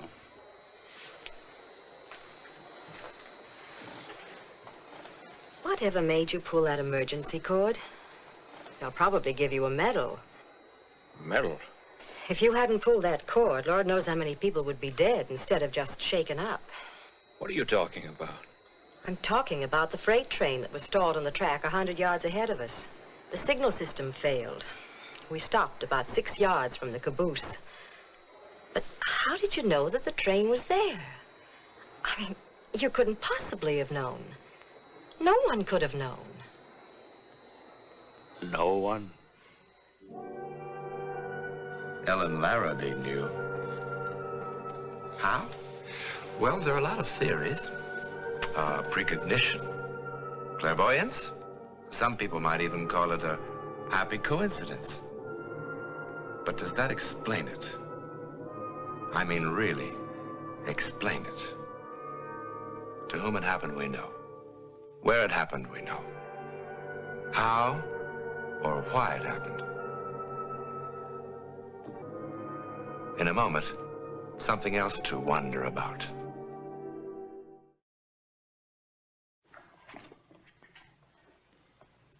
Next week? This is a film developing tray, a rather ordinary object. But next week, when we take that one step beyond, this commonplace item from a photographer's darkroom will play quite a part in a bizarre story of the unknown world. I think you'll be shocked by what develops.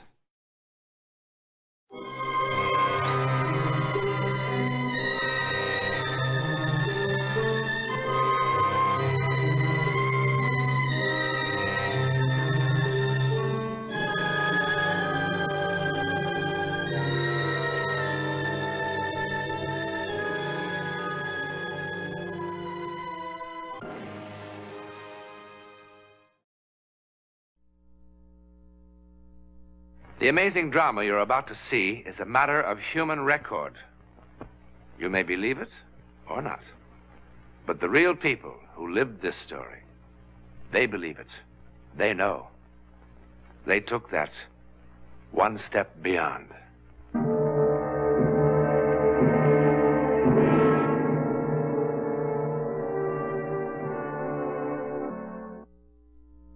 Lisa!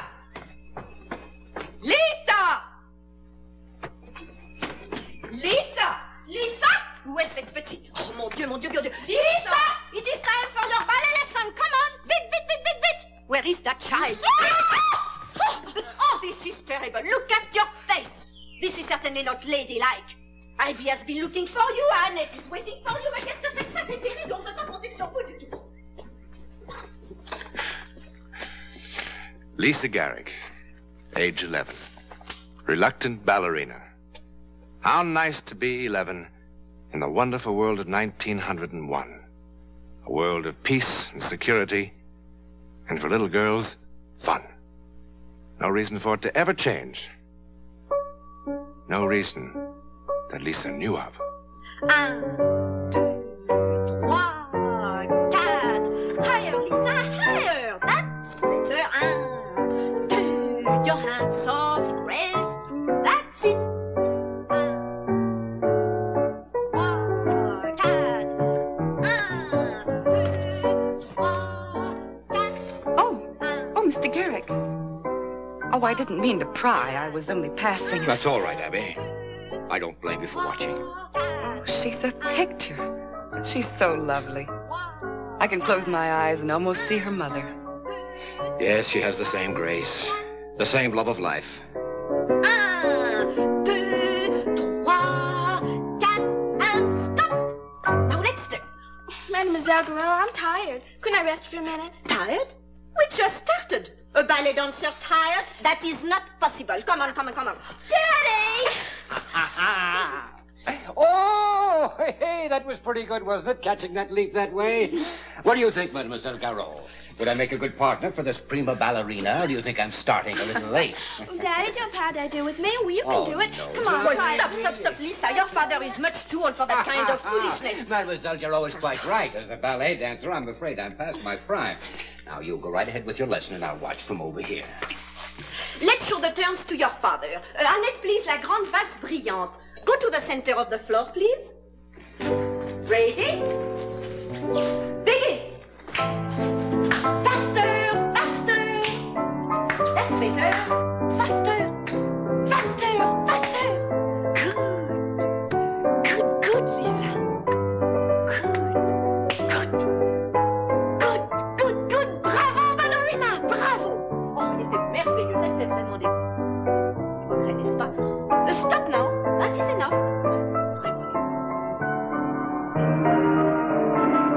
Well, stop, Lisa. That is enough, I say. Stop, I say. Lisa!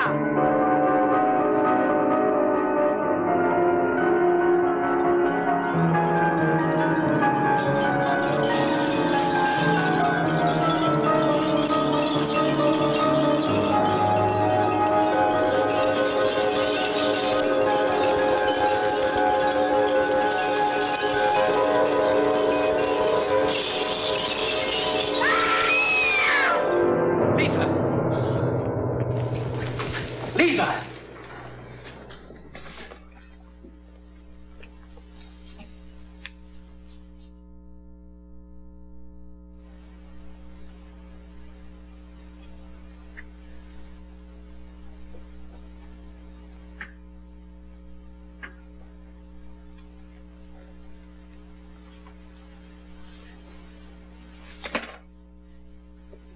Has she ever suffered from vertigo, dizzy spells, faintness, that sort of thing? Never, Dr. Parsons. She's always been a healthy child. She's never been sick. She doesn't seem to have struck her head when she fell, but she certainly has sustained some kind of shock. Probably some infantile hysteria. But I tell you, Dr. Parsons, she isn't the sort of child. Daddy! Daddy! Daddy! Lisa. Lisa, darling, what is it? It fell! It fell on top of me! What did, young lady? The chandelier! It tore out of the ceiling on top of me! On top of Lisa, me! the chandelier didn't fall. It did, Daddy! It did! It fell on top of me! Honey, you just imagined it. Daddy, you've got to believe me! Please listen! It came out of the ceiling. Plaster in the wood cracked all to pieces. Honey, I saw the chandelier only a few moments ago. It's right where it's always been. Daddy, I saw it! Please listen! It came out and it smashed and it jangled and I was under it! Daddy, I was under it! All right. Now, young lady, I think we've heard enough of that, don't you? You had a dizzy spell and you fainted. Now I want you to rest and sleep. And when you're all calmed down, you'll see that it was just your imagination. Oh, here we are. It came out of the ceiling. Thank you, Abby. Plaster in the wood cracked all to pieces. Daddy, I saw it. I saw it. All right, honey, I believe you. Here, Lisa, let me see you take this. It'll help you rest.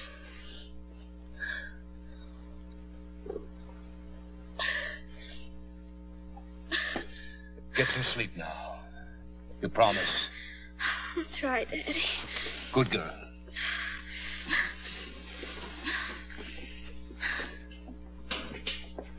Give her another one tomorrow if she has trouble sleeping, but I don't believe she will. After a good night's rest, it'll be gone from her mind. Thank you, Doctor.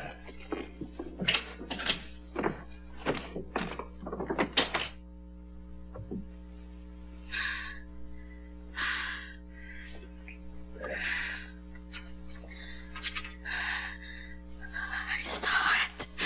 I saw it. Abby, I saw it.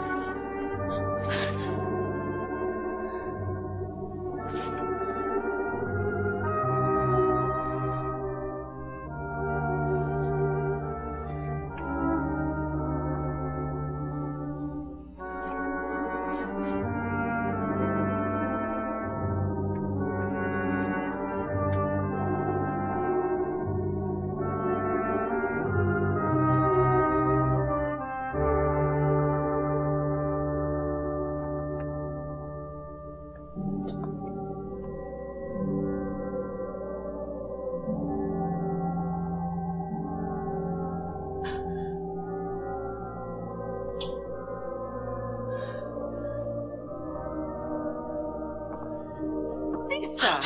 Oh, there. Mr. Garrick. Oh, darling, I didn't mean to frighten you. What in the world are you doing up at this hour? I wanted to look. I just had to. I just had to. Lisa. Lisa, darling, what's the matter? I looked in to see if she was sleeping, and I found her down here, sir. Oh, Daddy.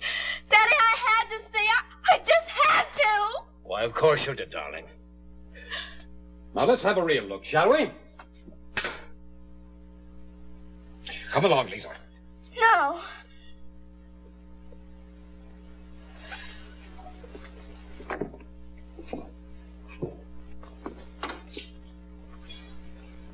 There. Nothing's going to happen, you see? No, Daddy, no. It wasn't you. It was me.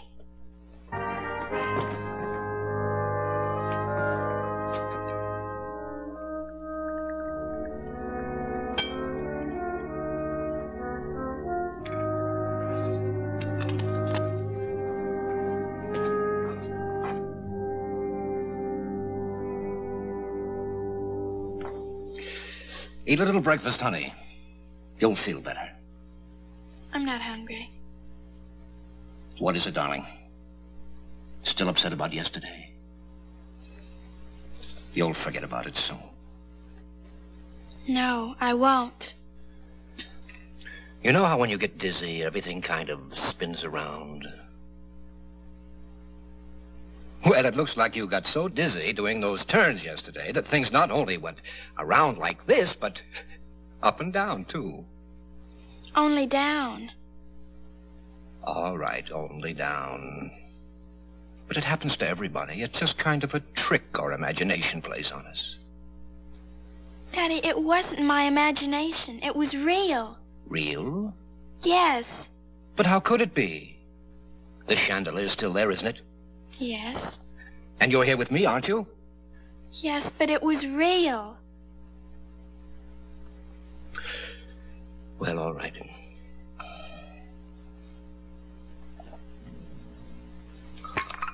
That's better.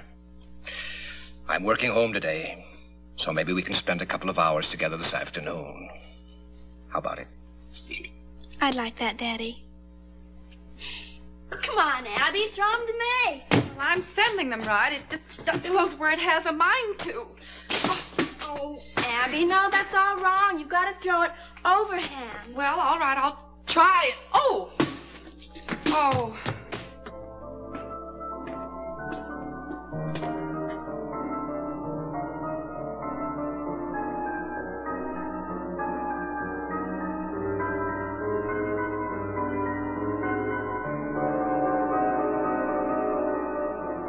Lisa, did you find it? Lisa, what's taking you so long?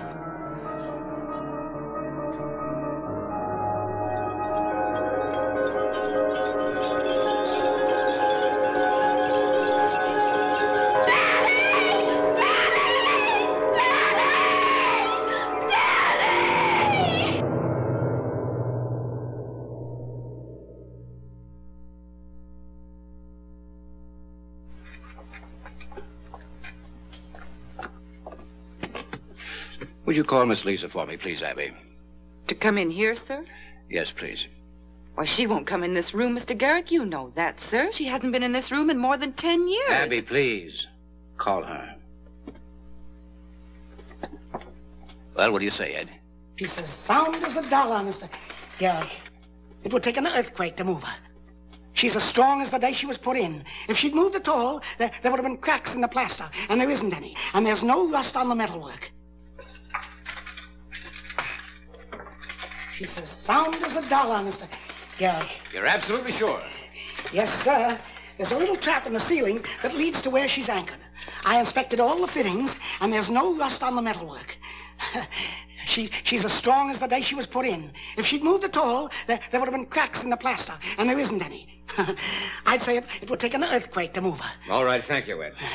Thank you. See me, Daddy? Yes, Lisa. You remember Ed Matthews? Of course. How are you, Mr. Matthews? Oh, I'm fine, thank you. You look lovelier every time I see you, Miss Garrick. Thank you. Ed has gone all over the chandelier from top to bottom. Daddy, please. Oh, the chandelier was put up there to stay, Miss Garrick. It would take an earthquake to move it. Thank you very much. I'll talk to you later. Oh, sure, Mr. Garrick. Sure. Excuse me, miss. Now, you see, darling, you believe me now, don't you? If anything were wrong, Ed Matthews would have found it. Daddy. Lisa, listen to me. You're not a child any longer. Daddy, please.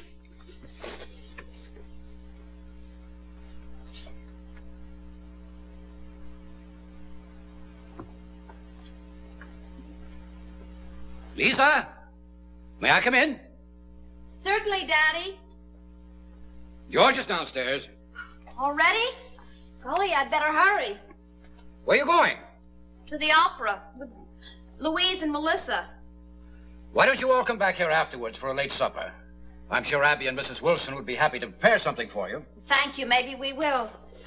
Could you fasten me, please? Certainly. Oh, you look perfectly charming. Thank you. Darling, I have a request to make of you. I'm not going to demand it because I respect your feelings. I know you do, Daddy. You always have, and I'm very grateful. You know, for generations, the women of my family have made their debuts in the ballroom. This is a special occasion. Not only your debut, but the announcement of your engagement as well. It just wouldn't seem right to have it anyplace else, would it? No, I suppose it wouldn't. I know it's childish, but I just can't help it. I can't. I just can't. It's still so vivid to me. Lisa, darling girl, do you think for one moment I would contemplate the possibility of endangering the life of my child? Not to mention my guests. Of course I wouldn't. In the 10 years since your experience, the chandelier hasn't budged in its moorings a fraction of an inch. If there was the slightest sign of weakness, Ed Matthews would have found it. Yes, I'm sure he would have. If he could see it. But how do we know? Well, we don't, of course. We don't know when a horse will run away. We don't know where lightning will strike.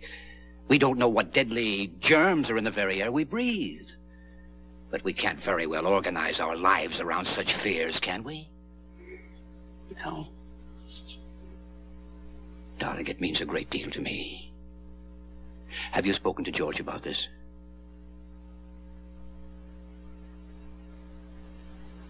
Well, you don't have to give me your answer now, but will you think about it?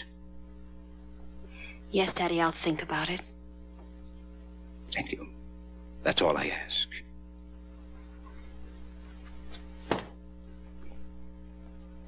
Daddy? I'll try. I promise. Good girl.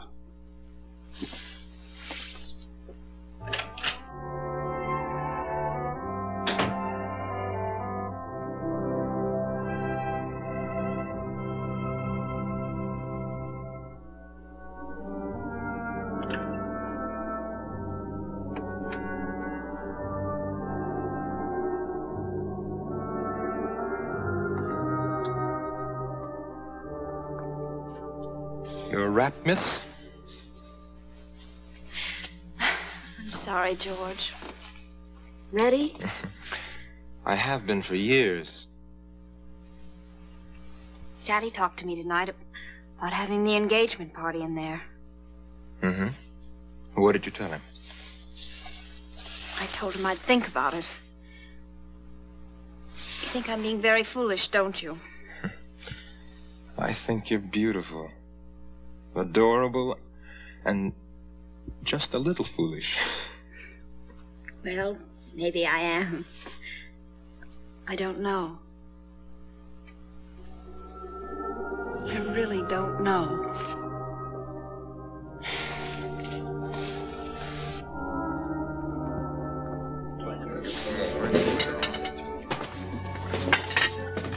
Are there any more potatoes? I'll see if I can find you some more, sir. Again, Mark. Don't you realize there's a limit to the capacity of the human body? Yes, but that's exactly what I'm trying to find out, the limit.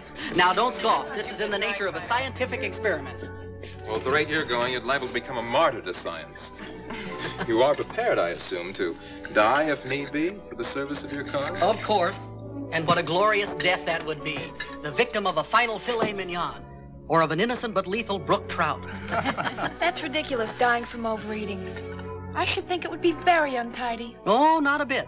At any rate, that's just the way I want to go. Indulging myself to the very last. How about you, Evan? Wouldn't you like to die like that? Oh, no, not me. I want to go in my sleep when I least expect it. And then all my relatives will be shocked, particularly when they read my will and find I died penniless.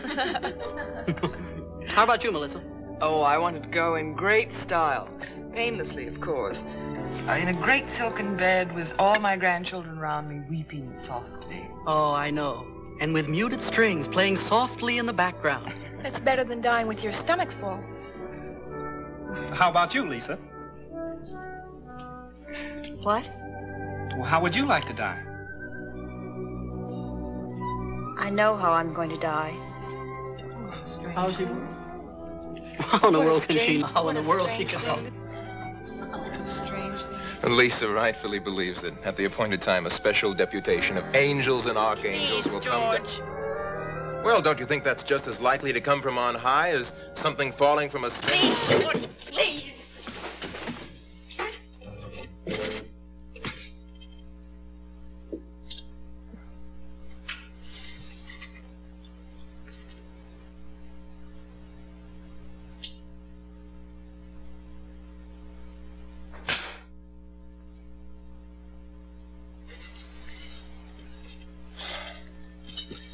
Did I say something wrong? I was only joking. Of course you were. There was no reason to take it so seriously. Why did you get so upset? It hasn't anything to do with us.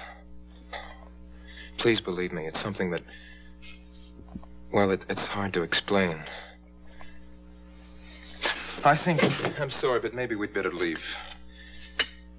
Lisa's, well, she's trying to work out a problem.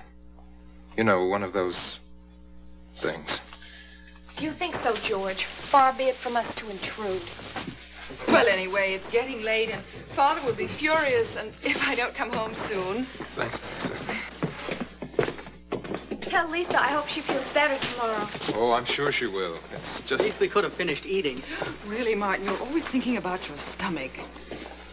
Good night, George. Good night, George. Good night. I'll say your goodbyes to Lisa for you.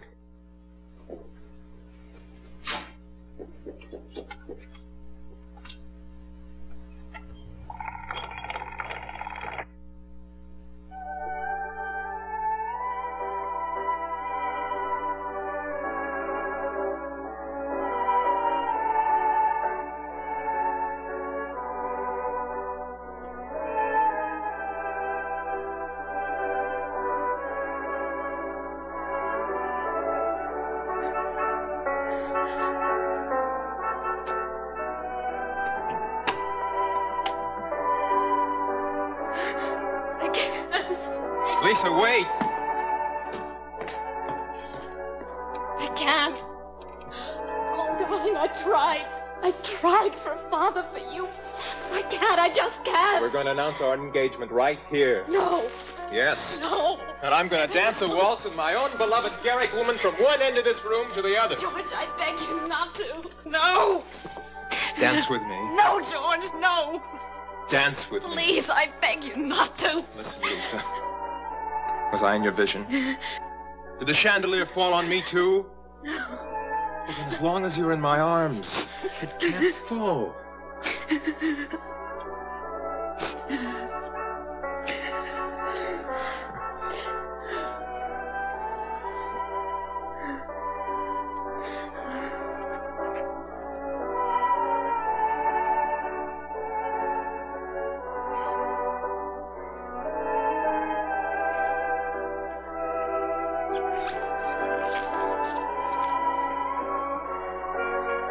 Look up, Lisa. I can't. Look up. No. Look up, Lisa. Look up. Look up, Lisa. It cannot fall. It can't fall. It can't fall.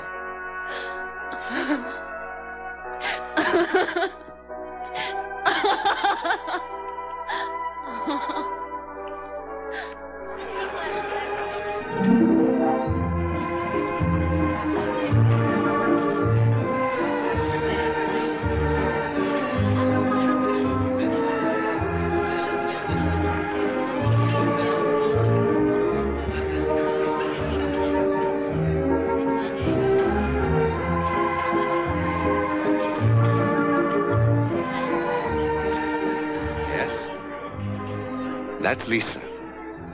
But it's no longer 1901. Now it's 1947, June 12th.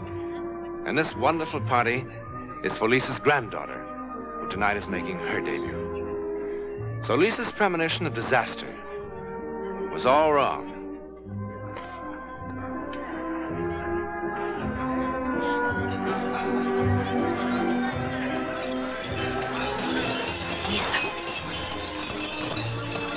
Lisa! Lisa!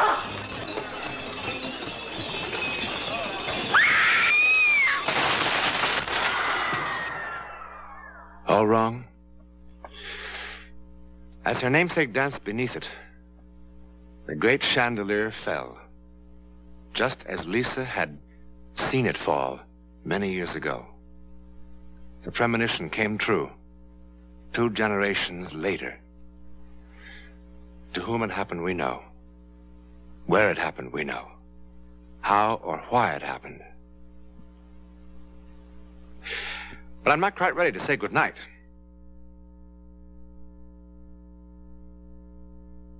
reading from left to right, Jennifer, Rose, and Mary.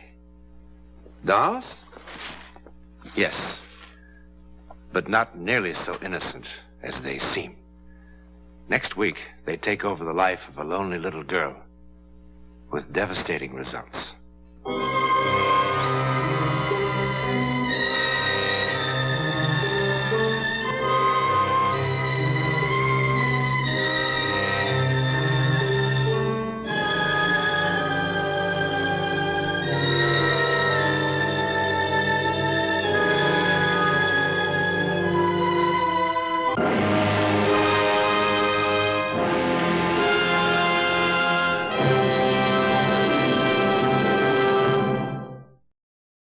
Today we're interviewing a stomach. Hello there. What is life like as a stomach? Oh, boy, it was humdrum. I mean, until what's-his-name discovered Tony's Pizza. Tony's Pizza? Yeah, I was suffering from the pizza cravings until Tony's came along. Crispy crust and zesty sauces. Wow. And so now... What's that? Another pizza craving. Just thinking about Tony sets it off. Oh, where are you going? He's going to get a Tony's Pizza. And I follow him anywhere. Does your stomach send you pizza craving signals? Oh, wow. Tony's, the Pizza Cravers Pizza. Available at the concession stand. Your attention, please. All new hotshot electric in-car heaters have been installed for your comfort and convenience. Just insert heater through car window and turn on the switch. When leaving, please turn switch off and replace on speaker post. Warning, high voltage. For your own safety, do not attempt to repair or remove wires. Do not attempt to open heater unit. If you need assistance, please notify the theater box office or concession manager. Ever had the feeling that you knew what someone was going to say just before he said it? Or have you ever walked into a strange room and had the sensation that you'd been there before? Well, if you have, you've taken a small step beyond. Now watch a giant step.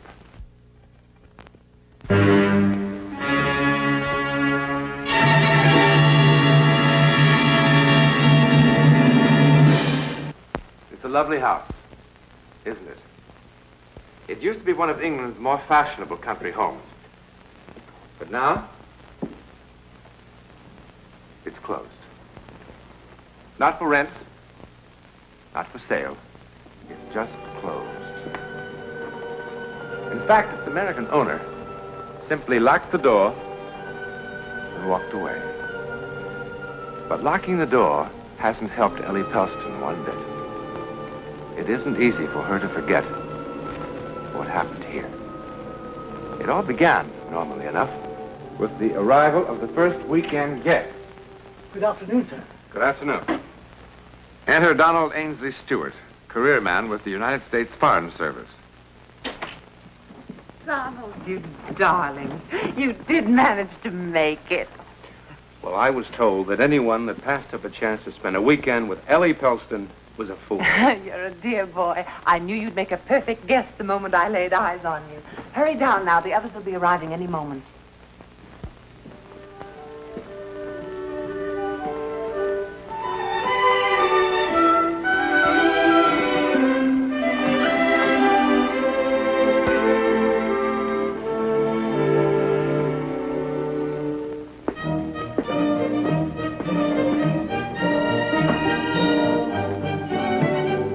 May I help you unpack, sir? No, thank you. Can I get anything for you, sir? No, thanks.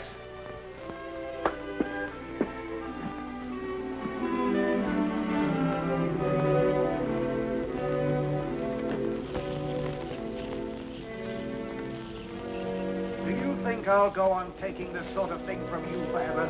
You won't have to ever again. What are you talking about? Can't you see? It's plain enough. I'm packing. I'm leaving you, Carter, for good. But leave it. For whom? Anyone who can make me feel like a woman. Why, you cheap, rotten... Careful, Carter. You'll have a fit. No. You're not leaving. You're not. You'll never make a fool of me again. Not ever again. questioning. How ridiculous you are. Why don't you stomp your feet and scream? Why don't you? Carter! Let me go! No! No! No! Help me! Somebody please! Stop it!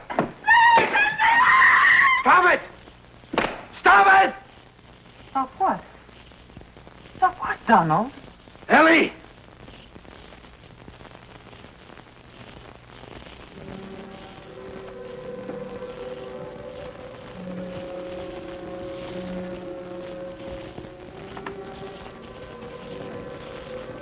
Donald? It's possible.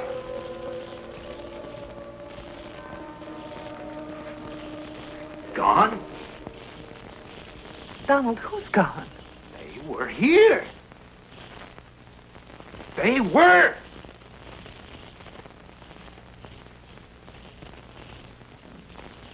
They were.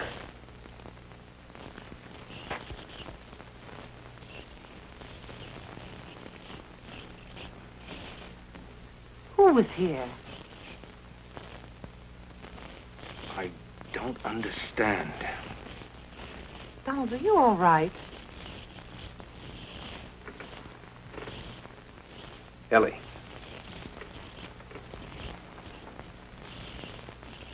I saw them.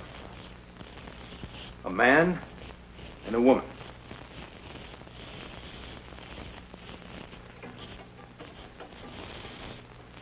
Ellie. Killed her with this.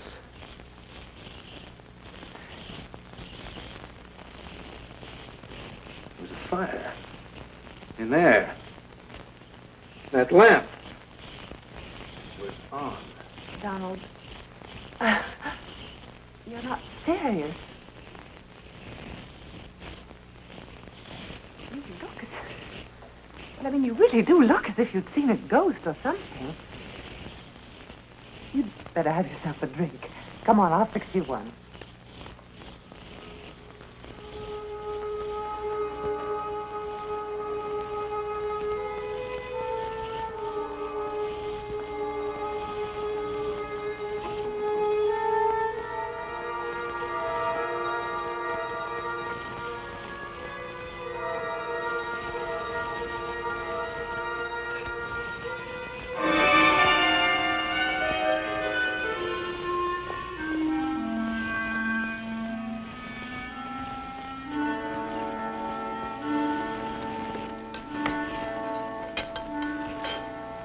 This will fix you up.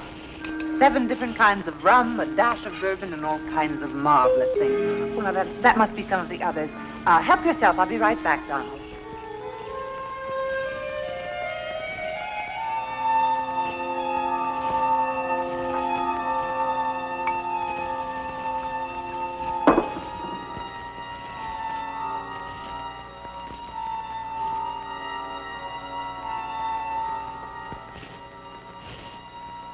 I'll have one, too.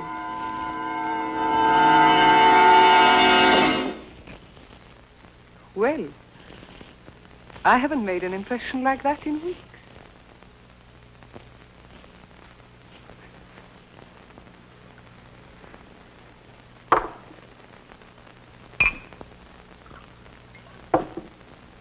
Here, your need seems to be even greater than mine.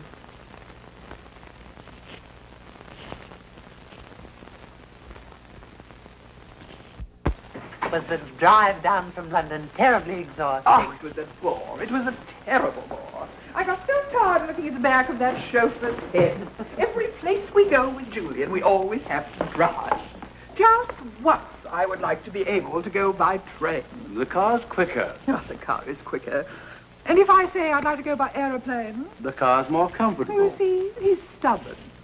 With Julian, every day has to be like yesterday. When you discover the best way to do a thing, it's foolish to change. None of you know my new friend, Donald Stewart. We must all be especially nice to Donald. This is his first time in England. He's to be attached to the American consulate here. Donald, this is Hermione and Julian Morley. How do you do? How do you do? How do you do? How do you do? And this lovely young thing is Claire Seymour. That is the secret of Ellie's success with people. Flattery rolls from her tongue as naturally as breathing. I thought she was just being accurate. There is no question that you're in the right line of work. Excuse me a moment. I have to talk to Isabella about dinner. Well,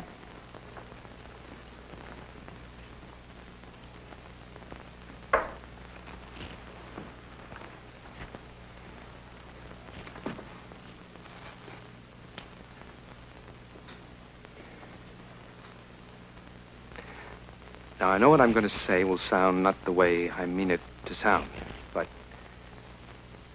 have I met you somewhere before? I'm disappointed in you. After that lovely compliment, I expected something more artful. No, I mean it. Have we met somewhere? If we had, I should hope you wouldn't have to be reminded. Now, please. This is terribly important. Well, Ellie said you'd never been to England before. I just arrived here 2 days ago. Since I've never been to America. Now, you just arrived here, didn't you? Yes. I mean, just a moment ago, just before I saw you and dropped that glass. Yes, but why is it so important? And what made you look so strange when you first saw me? Because... No, it's too ridiculous. What is, for heaven's sake? No. Now, you've just met me. And if I told you what I have just seen, you would know that I was a complete fool. Try me. Perhaps after I've known you for a while. I hope that won't take too long, Donald. I don't quite know what to make of you, but your approach is certainly intriguing. On the contrary, I find it quite obvious and rather disgusting. You always put things so delicately, Carter. Meet my boor of a husband, Donald. Every time he opens his mouth, some new horror comes out. A natural result of being married to you, my love.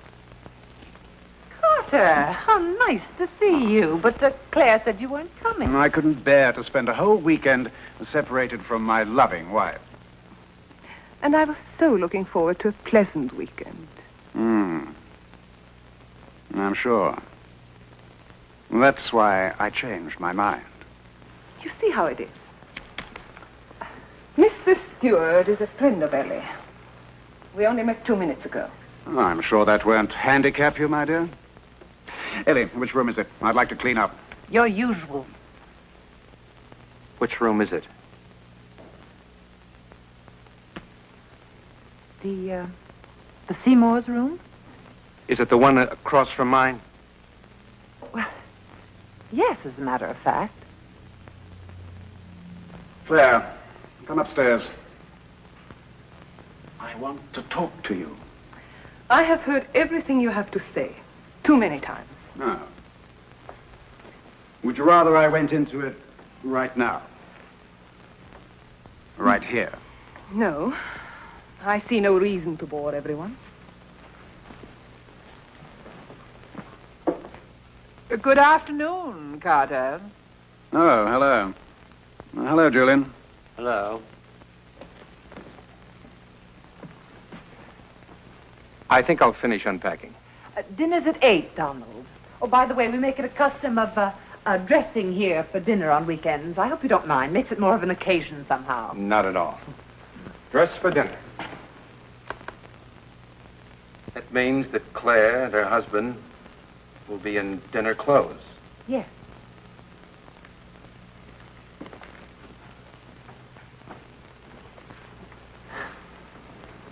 It's a very odd young man you found, Eddie. Yes. Isn't he?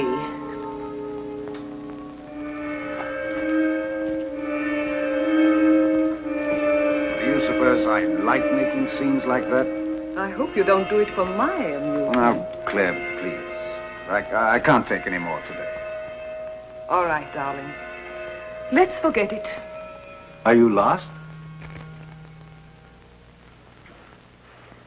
Well, I realize how this must look, but I was just trying... Really? Hmm.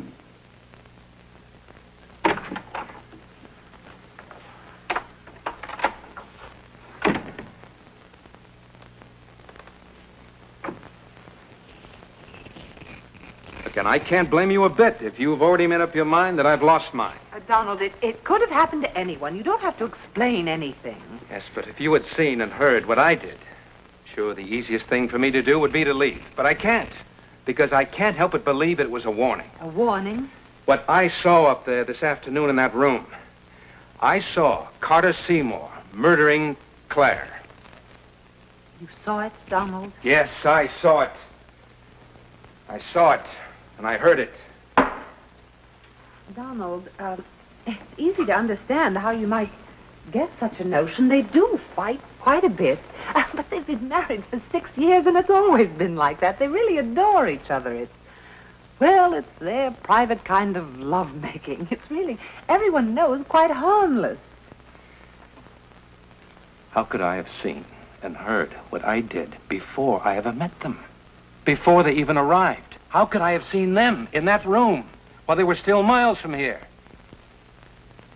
Well, look, I know how this sounds, because if I heard what I'm telling you about, I'd call a doctor. And now you believe that what you saw really will happen? Oh, no, I don't. I don't believe that. I can't. How can I believe such a thing?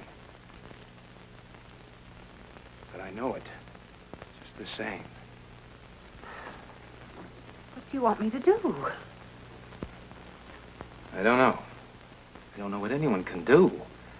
Change rooms, separate them. I don't know. You had experiences like this before, Donald. I mean, I know a lot of hostesses who'd welcome the addition of a few ghosts to lend a bit of interest to an otherwise dull establishment, but believe me, You still think I've lost my mind, haven't you? No. I wouldn't put it that strongly. Well, if you insist on making an issue of this thing, I do have my other guests to consider. Dine for a drink. Martinis? Excellent idea. Stuart, I want to apologize for... Your dress. You've got that look on your face again. It's the same one, the one I saw before, on her. On who? Anyway, it better not be. It was sold to me as an original. Well, there, you see. How could I have imagined an original dress? How do I know what you saw just because you convince yourself after the fact? Would someone like to tell me what this is all about? Yes, I'll tell you. No, not in my house, Donald. Ellie, I congratulate you. Your weekends are never dull, but this time you've outdone yourself. When are we to be let in on the mystery? Never, if I can help it. Martini is wonderful. Aren't you drinking?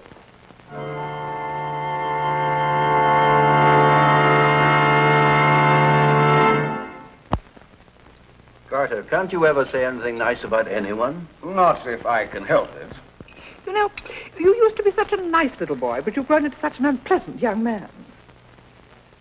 I think Marie's a lovely child, Carter. Lovely.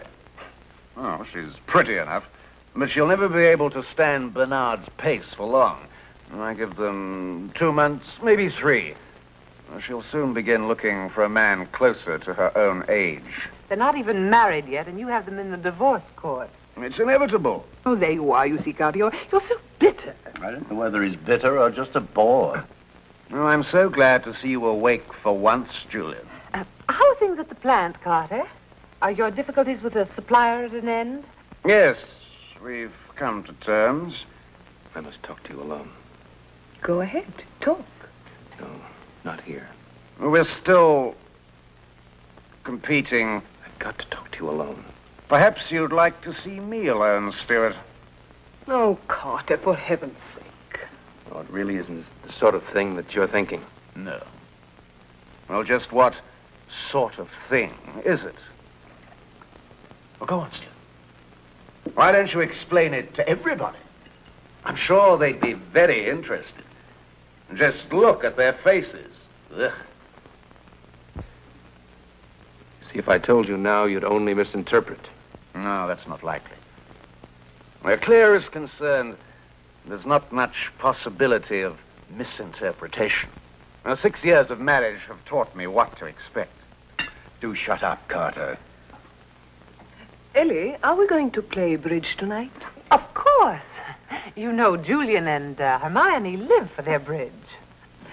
You do play bridge, don't you? Oh, I'm sure he plays all kinds of indoor sports.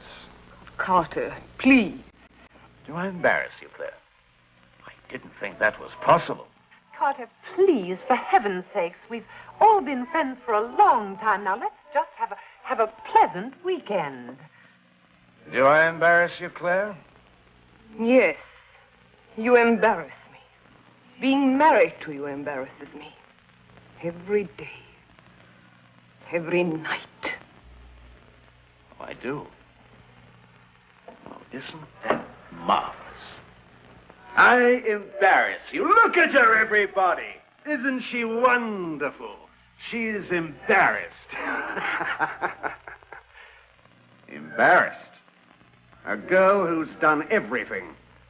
Twice.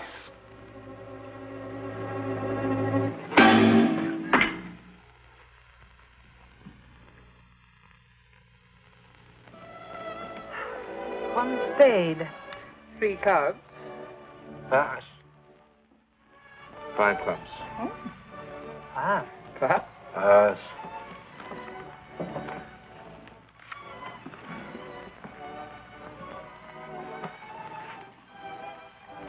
You're the dummy.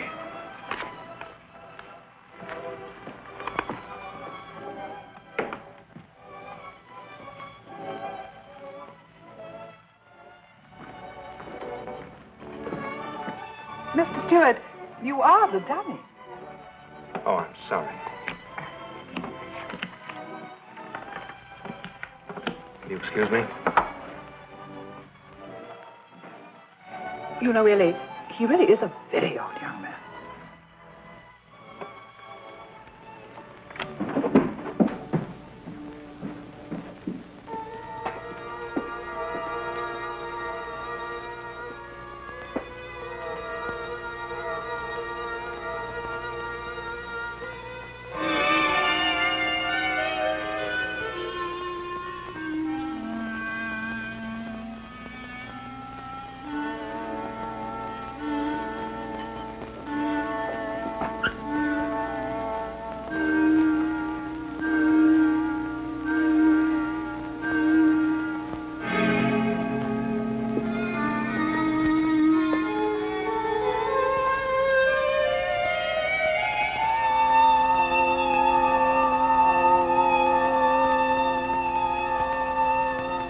You'll never make a fool of me again, not ever again.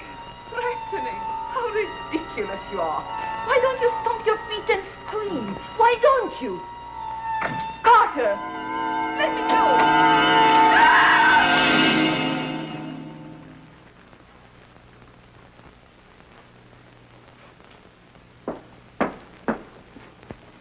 Now, wait. Sir? With the Seymours. Where are they? Mr. and Mrs. Seymour? Oh, they've gone, sir. They've gone. Yes, sir. Well, they can't have. Well, they have, sir. When did they leave? Just now.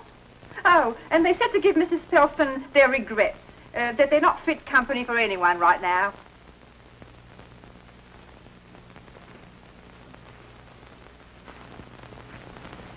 Is there anything I can do for you, sir?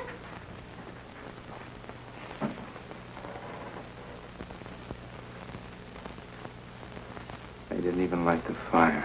What's that you said, sir? No, it was nothing. It was nothing. Nothing? So it seemed. Then.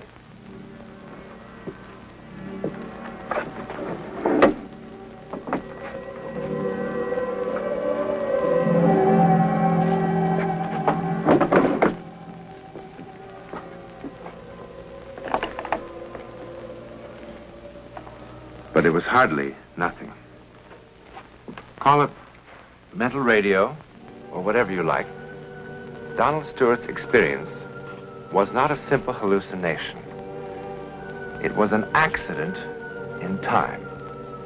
Somehow, his mental radio had tuned into sights and sounds of the future.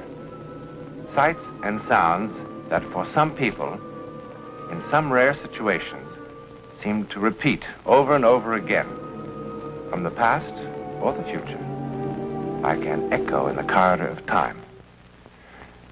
What Donald Stewart saw and heard did happen, just as he had seen it and heard it, in the same room, on that same September weekend, but a year later.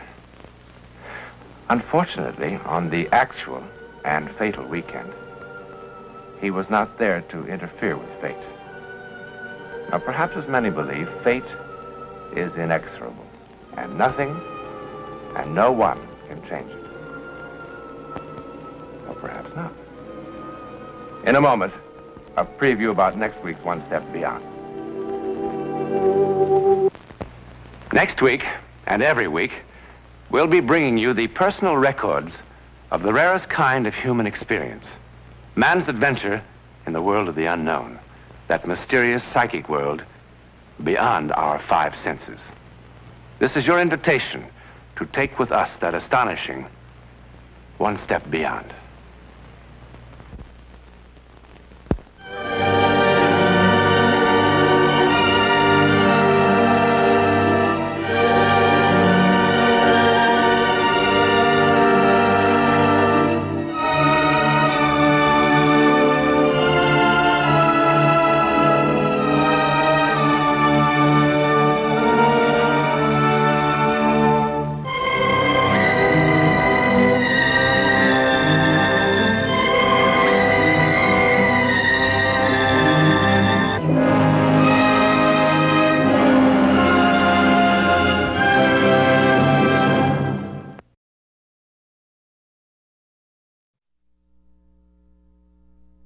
The amazing drama you're about to see is a matter of human record.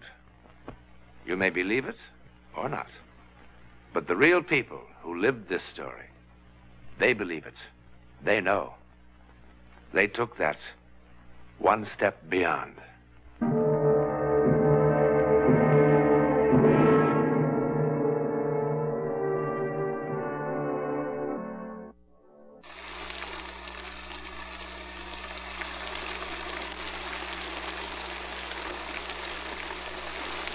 How many ways are there for human beings to communicate with each other? The kiss, the glance, the word, and there's another, an incredible other, which can happen anytime, any place, to anybody.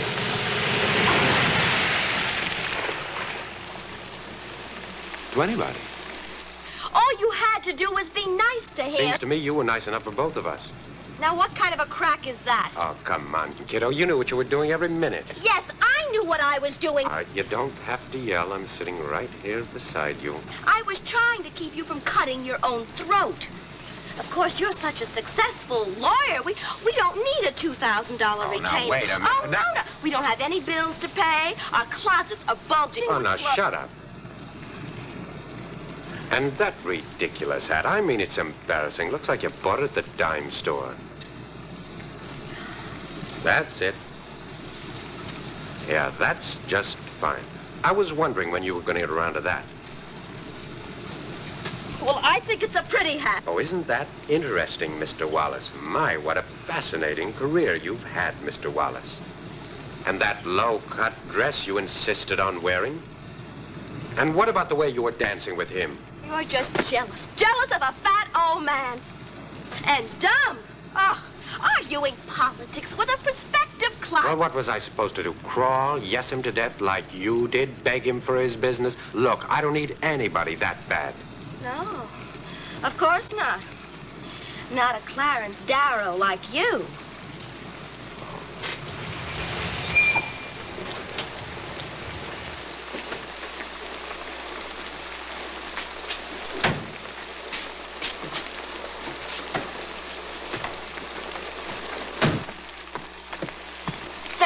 a lot for opening the door. Why don't you yell a little louder, then the whole neighborhood can hear you. Maybe I will. You're back just about the time you said you'd be. Debbie was just fine, Mrs. Jansen. She went to bed at 8:30 sharp without any fuss at all. How much do I owe you, Mrs. Ford? Well, let's see. About 4 hours. That would be $3, I guess. Well, did you have a nice time, Mr. Jansen? Yes. I hope you asked me again. You know, I enjoyed it so much, and Debbie's such a nice little girl. Well, good night. Night.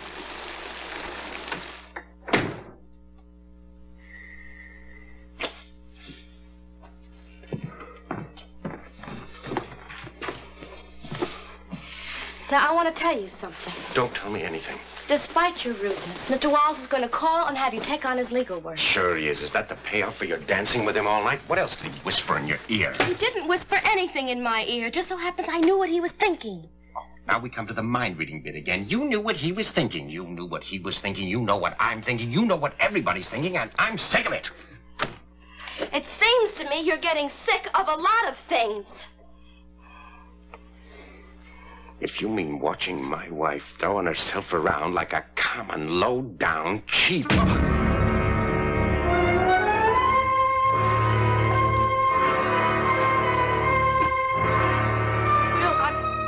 I'm sorry.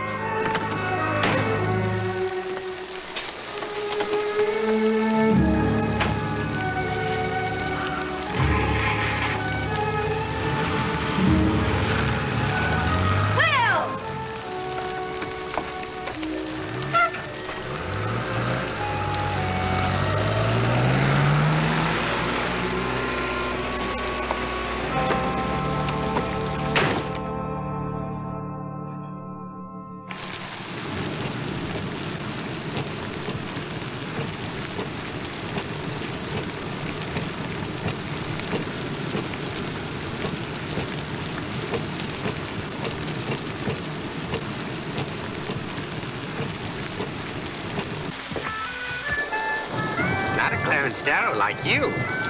Clarence Darrow.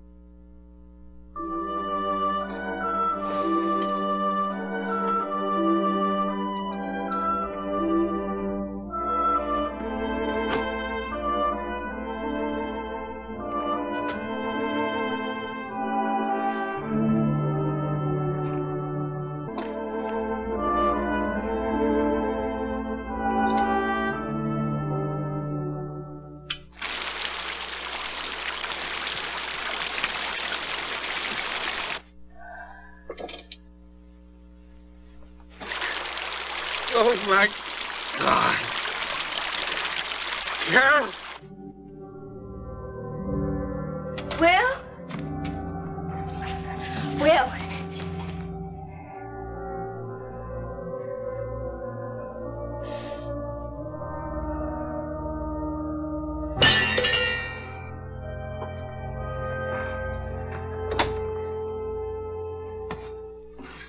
I'm sorry, Mommy, but you were still asleep and it was getting late, so I thought I'd better make my own breakfast.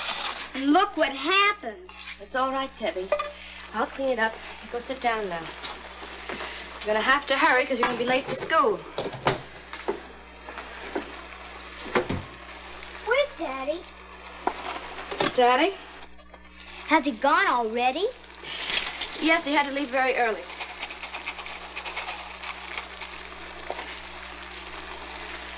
Now, you hurry up and finish this because you're going to be late.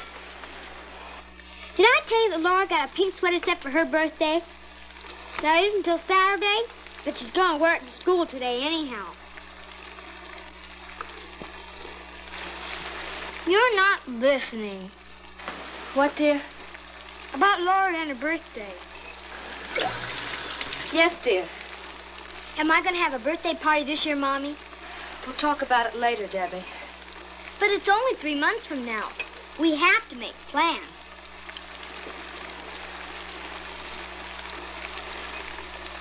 What are you and Daddy going to get me for my birthday? I can keep a secret. No, you can't. You're the biggest blabbermouth in town. Now, hurry up and finish your breakfast.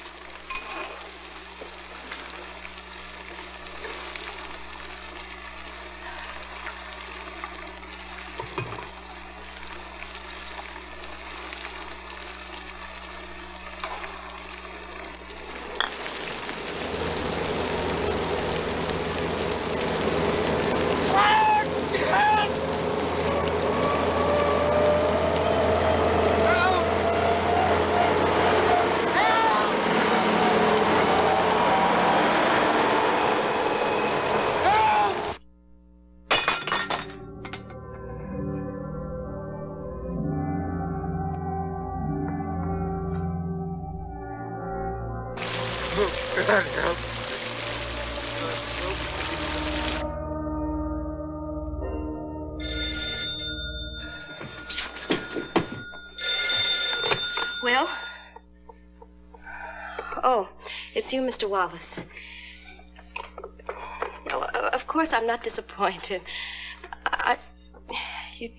But you did call just like I said. No, of course I'm surprised. I just meant... Oh, no, Will's not here. He already left for the office. Oh, he's not there? Well, I guess he'll be in real soon. He must have stopped to see a client.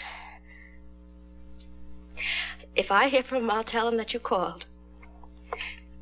And that you made up your mind. Yes. Oh, very soon, Mr. Wallace. Thank you. Goodbye.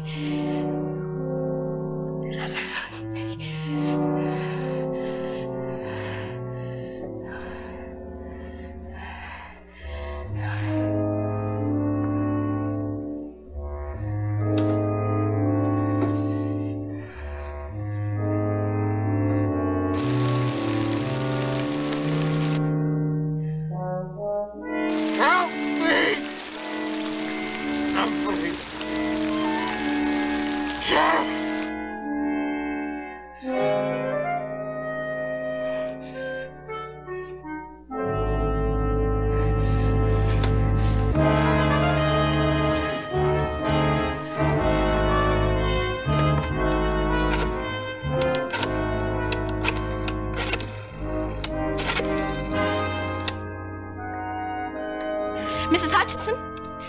This is Mrs. Jansen. Yes, good morning. Has Mr. Jansen come in yet? Oh, well, let me speak to Mr. Wesley then, please. George? Will and I had a terrible argument last night and he stormed out. And I haven't seen or heard from him since. Have you? Oh. Well, I don't know what to think, where he could be. It was a stupid argument and it was all my fault. But it's more than that. George, the strangest things have been happening to me. I don't know if I'm going out of my mind or what. You know how I always felt I knew what Will was thinking? Well, I keep almost hearing things. I keep feeling that he needs me, that he's calling to me. It's not silly. I know something's wrong. Well, what if he's hurt someplace and he needs someone to help him? Yes, I'll be all right. Yes. All right. Goodbye.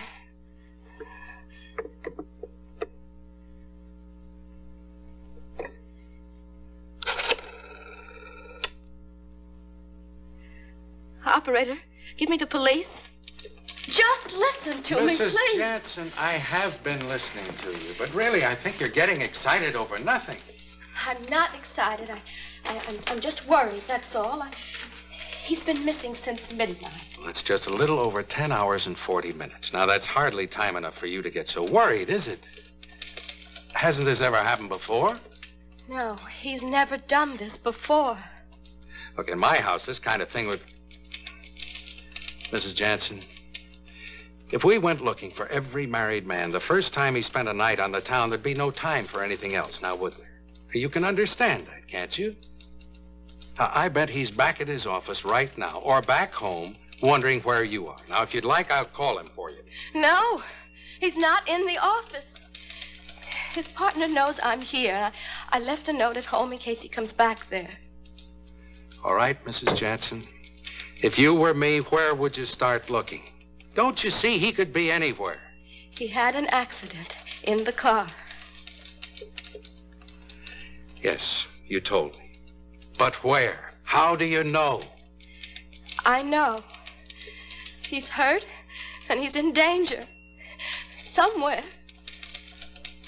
After you telephoned, we checked the hospitals, we checked the morgue, we double-checked the highway patrol and all accidents after midnight. There's a description on your husband and his car. Now, if anything happens... But it has happened. It happened last night.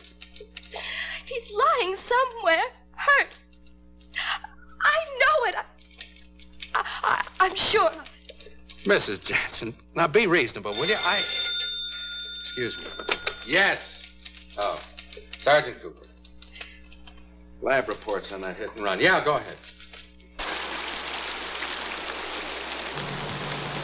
Yeah. Uh-huh.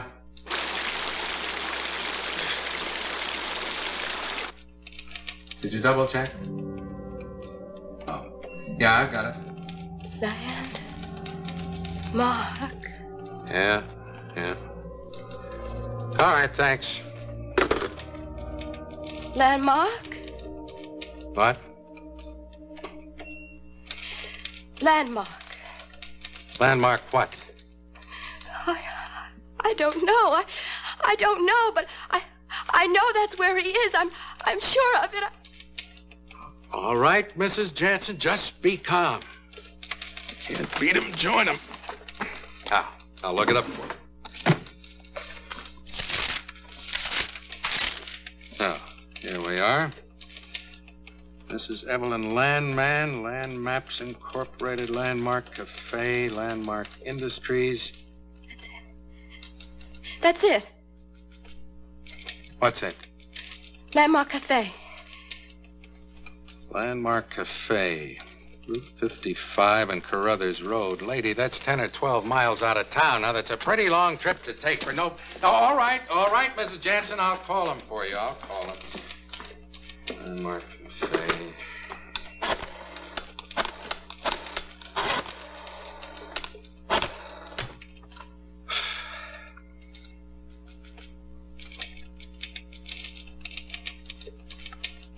They don't answer. I guess they don't open up this time of the morning. Where are you going? There's no time!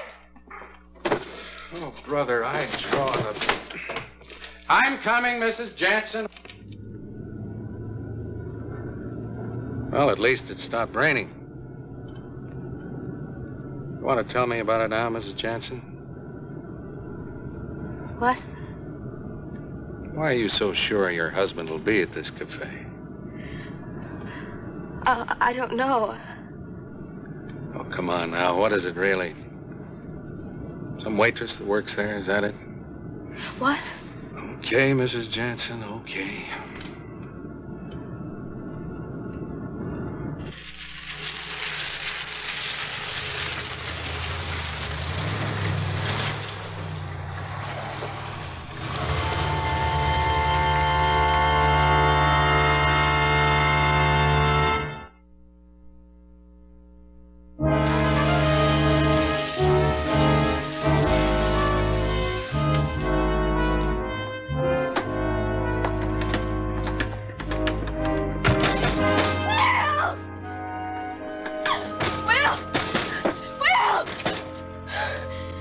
There's no one here, Mrs. Jansen. Probably hasn't been anyone near here in weeks. Now, let's get back to the car. No, I know. There's no one I here, know. Mrs. Jansen. Really? That's it. I know.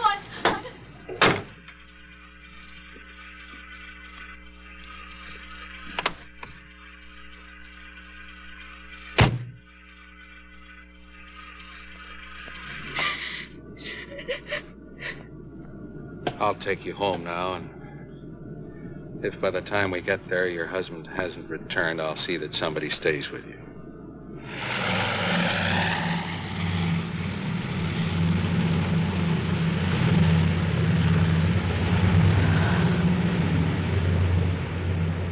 When you're on this road, those airplanes seem like they're coming right at you.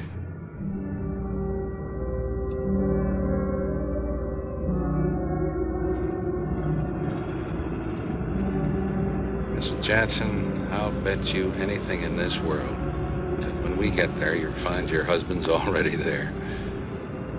He's probably got the rest of the police force out looking for you.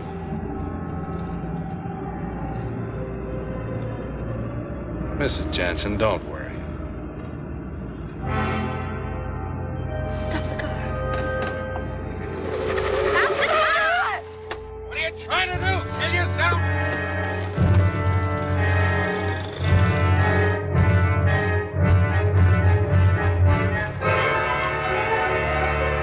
Mrs. Jansen. Will. Now, look. Look, please, will you?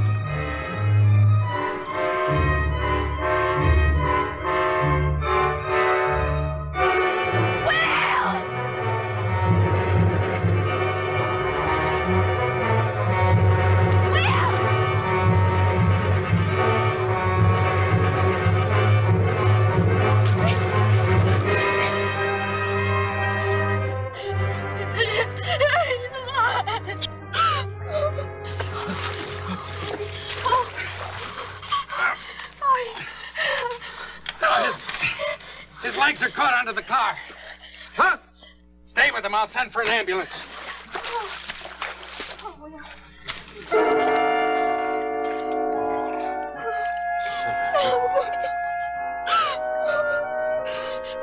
Don't move him.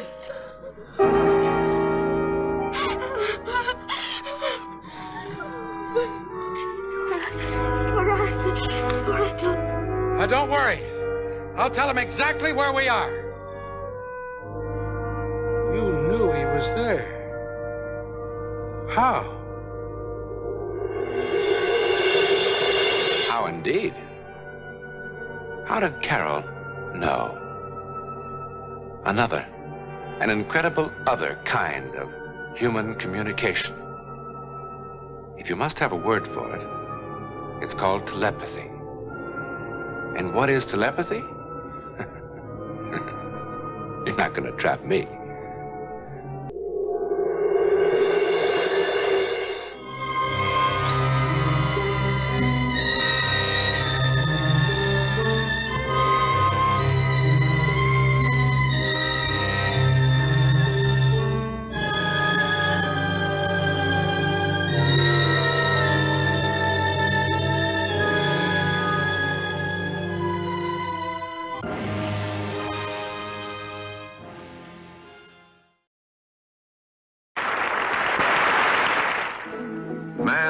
best friend. Make some of man's best pictures. Appealing snapshots, beautiful color slides, lively home movies. Your dog has a personality all his own, so you don't need trick shots or dog show poses. Just watch him quietly, keep your camera ready, and you'll get the kind of picture only you can take. If you can, have a helper who knows your dog. Then, as he talks quietly to your dog, you'll get the kind of alert expression you've been waiting for. A favorite ball or bone is almost sure to bring you an appealing pose like this. And don't forget his friends or acquaintances. And remember, they all look best before a simple background. Of course, you'll want to do as all professionals do and take several shots of every situation. That way, you'll be sure to get pictures you'll enjoy over and over again. And whether you make snapshots, color slides, or home movies, always use dependable Kodak film, the film in the familiar yellow box. Here's a new taste treat. The corn dog. Plump, juicy wieners are dipped in a thick, golden Southern-style corn batter that seals in all their freshness and flavor. If you like hot dogs, you'll love corn dogs. Everybody does. Try a corn dog with your favorite beverage. At the refreshment corner now. Corn dogs.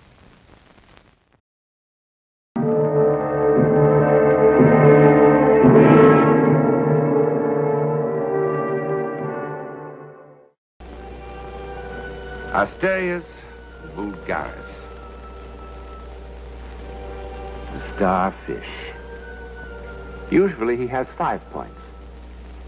But sometimes in the fierce struggle for existence beneath the sea, he loses a point or a limb.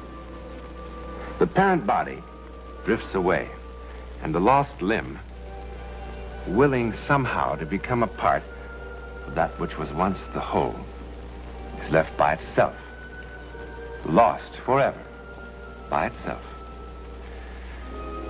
And then within the billion cells of the seemingly dead member, longing is translated into growth. Now, cell by cell, the limb remembers that of which it was once a part. And now, cell by cell, reconstructs itself into the shape, the function, and the pattern of that to which it once belonged. Until finally, memory becomes reality. A new starfish has been created. This was done by a very common creature, Asterius vulgaris, the common starfish.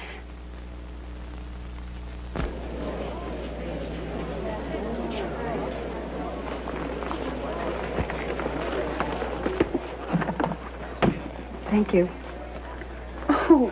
Oh, I'm sorry. You gave me the wrong ticket. This is for the train to Seaside. Well, that's what you said. Oh, no, I'm sure I said Woodmere. All right, lady.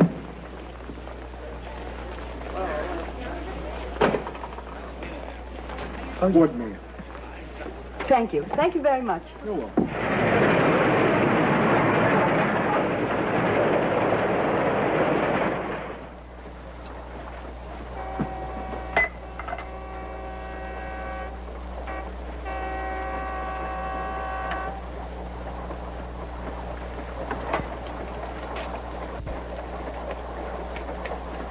Please, miss? Yes.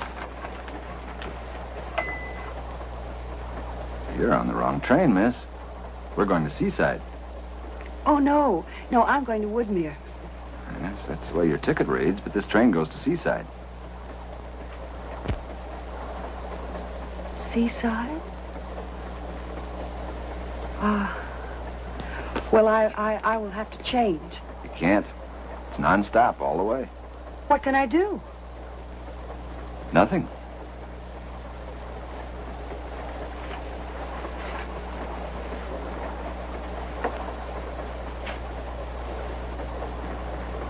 seaside?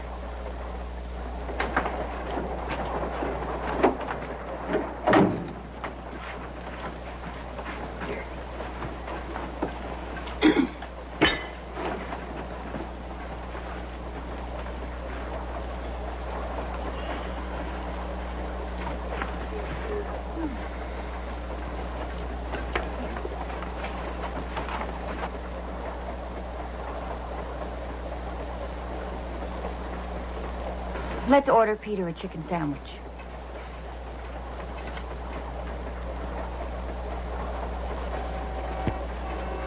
Norman, that girl's staring at you with the most peculiar expression on her face.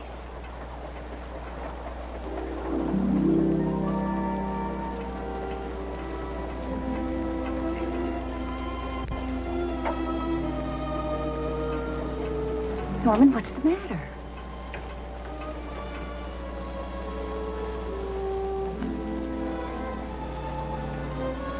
Norman, do you know her? Norman, What? do you know her?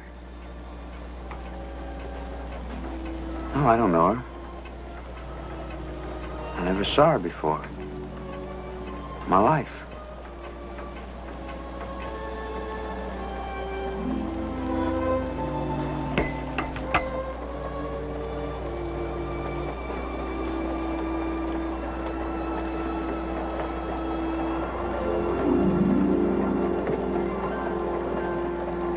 Norman, please, what's the matter? I don't know.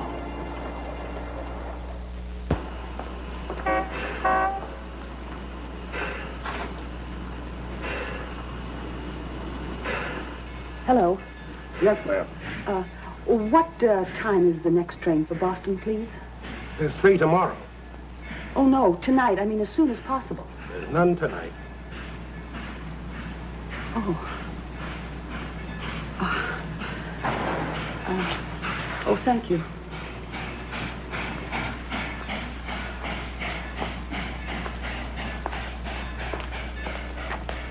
Need a taxi, lady? Oh, no, thank you. Oh, yes. Yes, I want to go to a hotel. Anyone particular? No. No, I've never been here before. Well, I can make a recommendation. You could try the Hotel Alton. It's the newest one here. It's quiet, comfortable, nice people go there. I want to go to the Seacliff house. Those your bags? Oh, yes. I thought you said you were never here before. Taxi's over there, lady.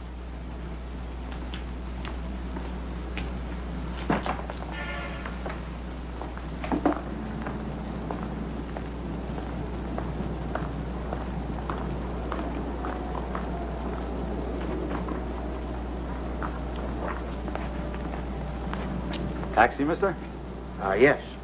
Where'd you like to go? Seacliff House. Sure thing. You hop in trouble with me, son.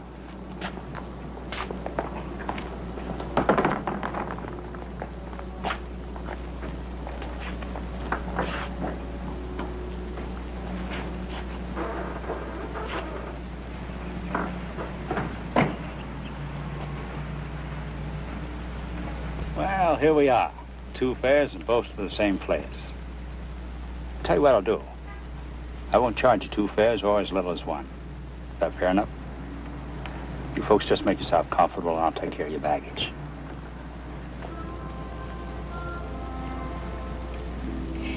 It's a pretty town, isn't it? I imagine it's busier than this ordinarily. This season it is.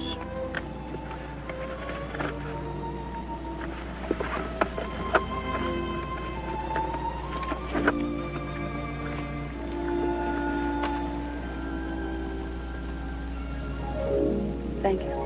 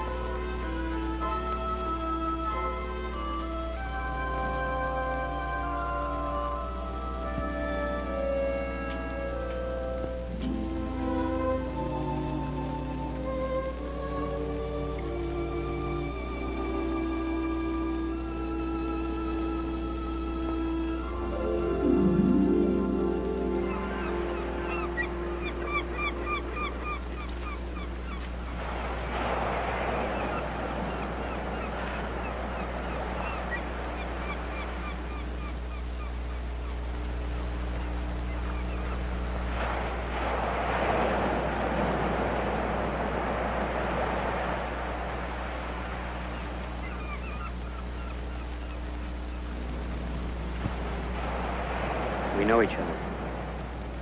I know. But I don't know how that is, though. I live in Chicago. Evanston. I used to go down to Evanston 2 or 3 times a month on business. Do you know Newton Falls in Massachusetts, just outside Boston? I lived there all my life. That was your wife with you and your son. Yes. Have you ever been to this place before? I think so. When I was a little boy with my father. I think I was here once before. As I remember, it was late in the fall.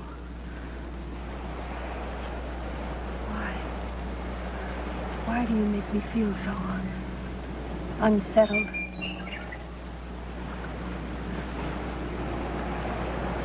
I've never been to this place before.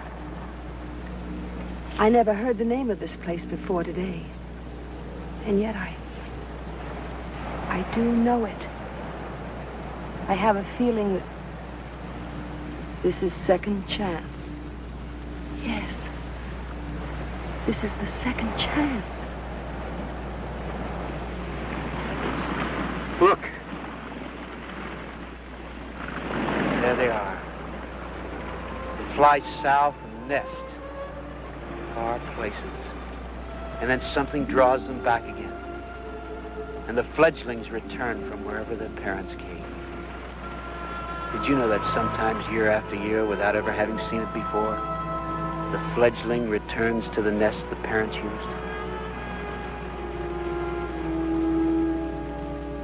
Are you married? No. But I will be. In a month. There's something I want to tell you. No. No. No, please don't, please. I've got to tell you. My wife and I have been married for almost 10 years. I have never looked at another woman. I have never looked at another woman before.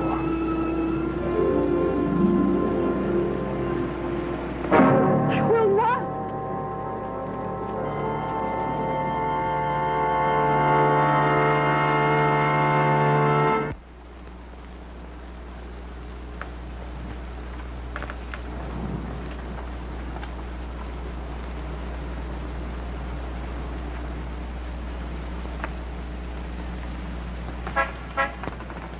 Please. Don't avoid me. I'm just trying to straighten this thing out. I'm not a boy. I don't play games and I don't flirt. I feel as if I'm being torn apart. And I know you feel that way too. Please. Please leave me alone.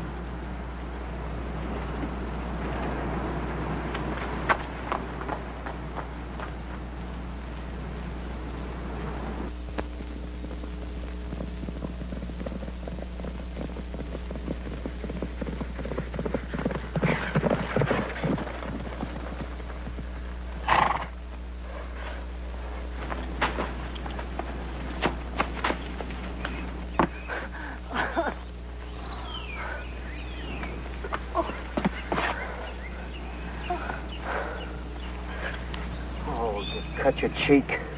I'm all right. I'm all right. Why did you go riding off by yourself?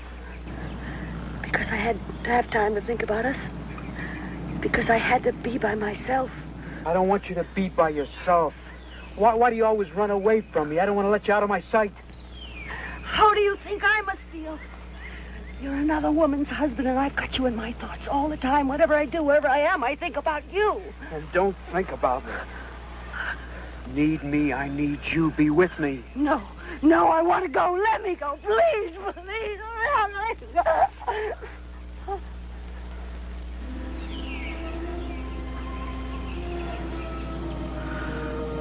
I don't know what it is, but it's clearer now. Yes.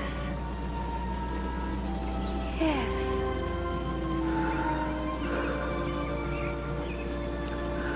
I'll tell you something else.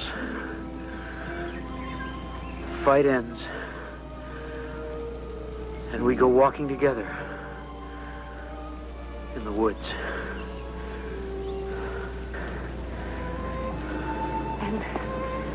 And there's a waterfall. And we sit there hand in hand. It's the last day. It's all we have. But it's full. It's a wonderful day. It ends sadly. Not painfully. There's just emptiness and sorrow for a while. And then it's forgotten. This is all we have, then. What? I think we can find the waterfall that way.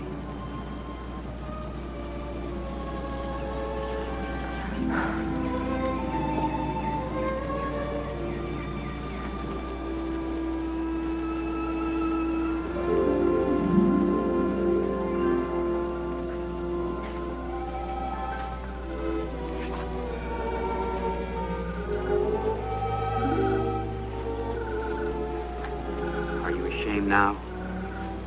No. Because it's part of goodbye. Please. Please let me persuade you. Please stay with me. You're married and I'm engaged. We're not children. No. I'm going home. I know. I take the morning train.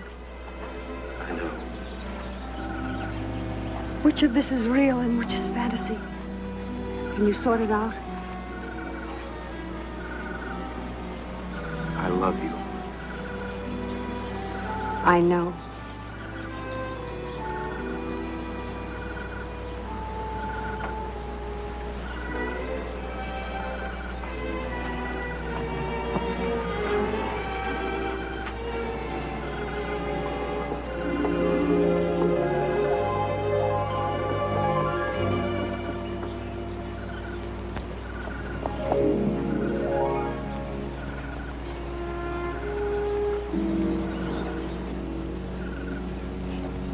Norman?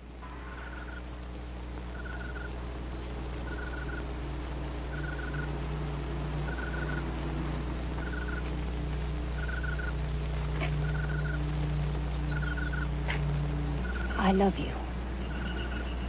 Have you stopped loving me? Or is this something else? This is something else.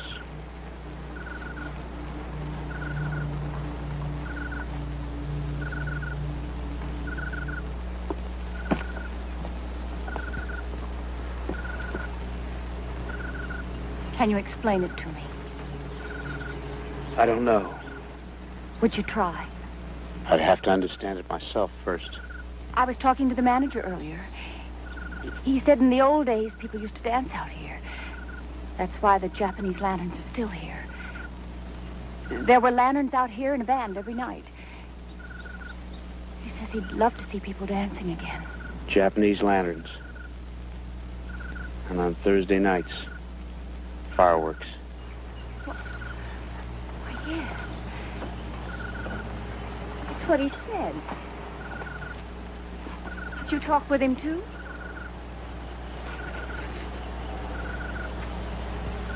I have to see her once more.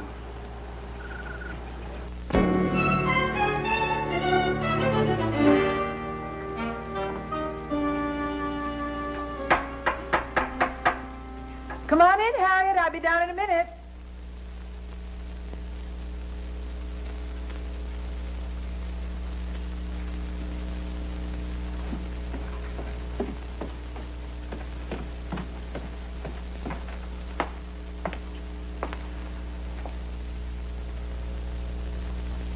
John?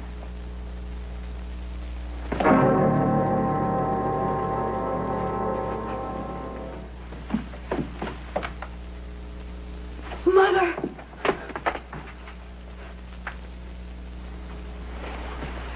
I need to tell you something. I need to tell you. What is your first name? Norman Bromley. Yes, of course. When I was young, before I married your father, I went on vacation to Seaside. I met a young man there, John Bromley. He had a very young son with him. I imagine that was you. I understood that he was married. Just the same, I was drawn to him, and he to me. We met simply enough on a cliff overlooking the sea. There were wild birds flying overhead, and we talked of the strange compulsion, that marvelous impulse that causes them to migrate so far each year. His wife was jealous. She saw him talking to me one morning and made a scene. I didn't really blame her. Out of shame and guilt, and I must confess, out of anger, I took one of the horses and rode out along a road I knew. Your father rode after me. We quarreled and then made up. We walked in the woods and found a waterfall and held hands. No more. That evening we danced, and I kissed him. No more. The next morning I went home. I loved your father dearly. I thought little about Mr. Bromley after that time. I want you to understand, I never thought of him again until after your father died last year. You must believe me. But lately I've thought about it all again, and again, and again.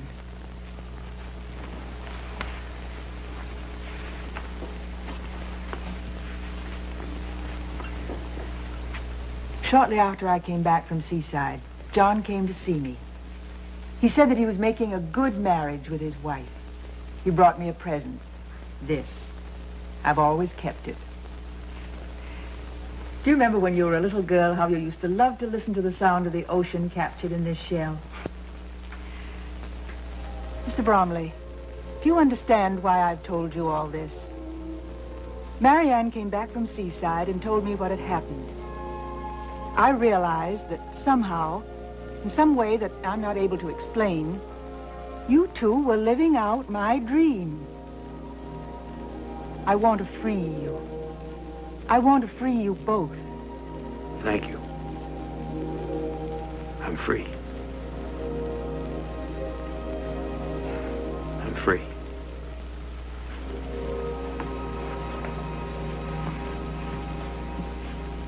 He's left his package.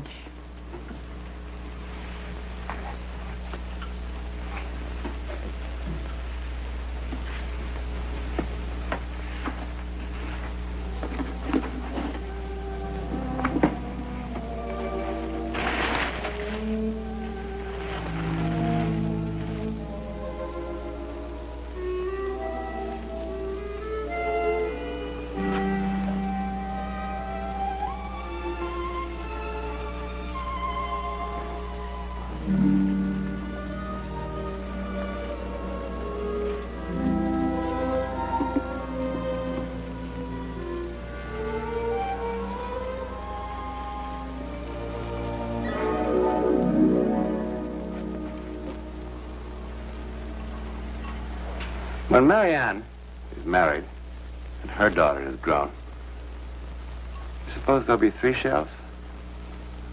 The wild bird is drawn to a nest it has never seen. The part remembers the whole, and out of it, the limb of a starfish creates the parent from which it was torn. Now, do you suppose that we only inherit the color of our eyes, shape of our heads? Or is there a deeper memory in every cell? A genetic memory? Now, we don't really know, do we?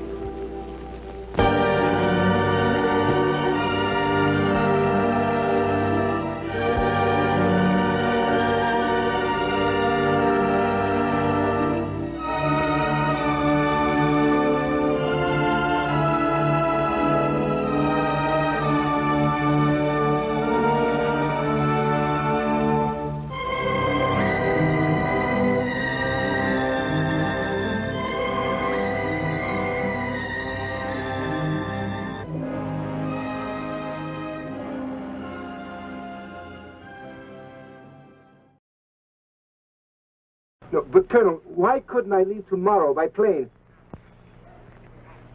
Yes, I know about the order, sir, but this is very important to me. Of course, I realize my responsibility to my men, sir, but...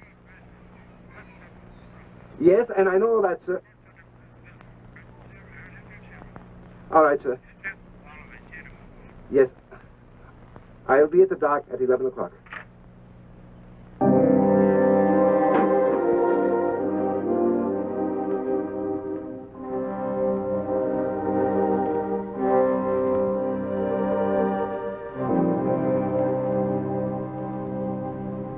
Lieutenant Harry Fraser, Her Majesty's Infantry. His trouble has brought him here to the Street of the Cat, in the middle of tumultuous Hong Kong. The Street of the Cat. It has long been a routine stop for every wide-eyed tourist. But for Lieutenant Harry Fraser, it will soon become far from routine.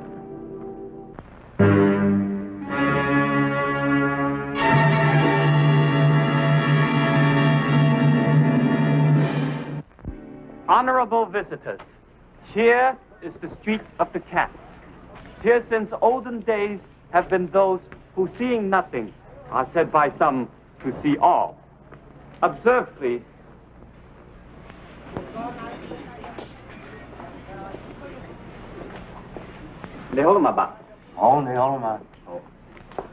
If you have a question you wish answered, you may ask the old man.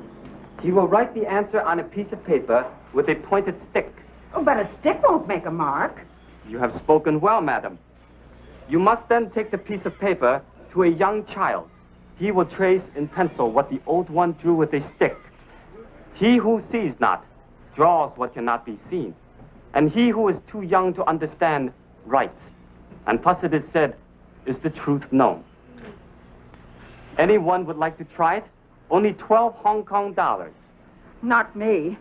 Gives me the creeps. Looks like Olvera Street. Not as clean, though. Where do we go next? We go to Kowloon Road, where there are many jade shops. All follow me, please. 12 Hong Kong dollars for a blind man with a stick. Why, that's almost 2 American dollars. They must think all tourists are suckers. How ridiculous. How ridiculous. Cheer, hocus pocus. Oriental superstition. Well, now, who knows? Maybe. How could a blind man with a stick possibly help a soldier in trouble? Indeed, who knows? In Hong Kong, all things are possible. And nothing is what it seems to be. Not life, not death. Last night, Lieutenant Fraser's life was very different. Last night, Hong Kong was beautiful. Beautiful, isn't it? Beautiful. Very beautiful.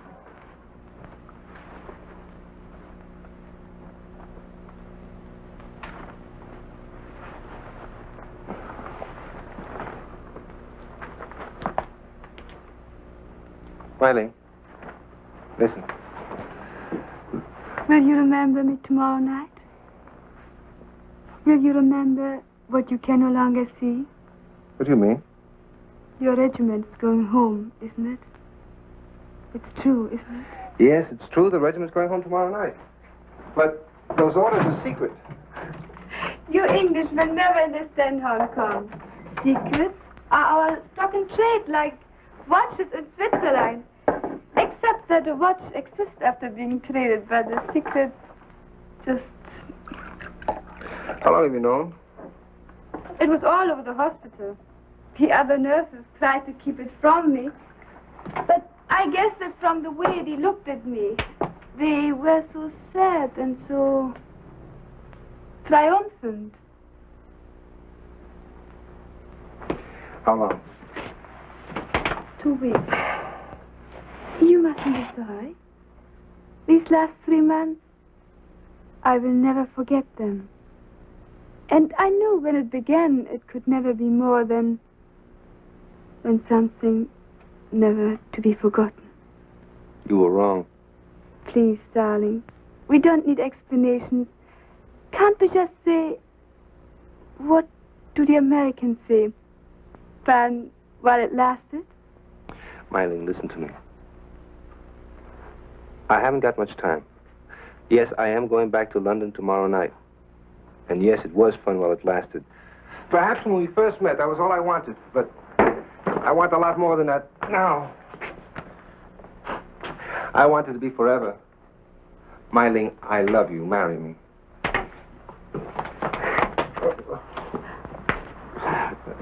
It's all here. Officer's request for permission to marry approved. The ring, the license, officer's request for wife's transportation. You'll have to sign that after we're married. I like the sound of that, don't you? After we're married. Harry. What's the matter? Look here. You do love me, don't you? I mean... Oh, maybe I've taken a lot for granted. If you don't love me, just say so and we can forget the whole thing.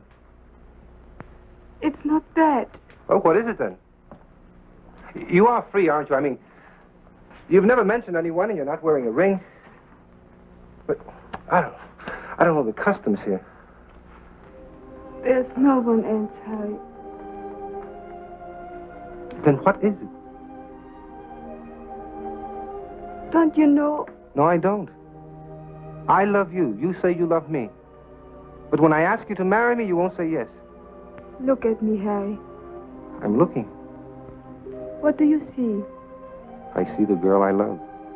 Do you see your wife? Can you hear yourself saying, Colonel, may I present my wife? Can you hear the whispers? Poor Fraser. Poor Fraser. The world has grown up since Madame Butterfly's time, dear. Not that much. The day would come when you lose a promotion because of me.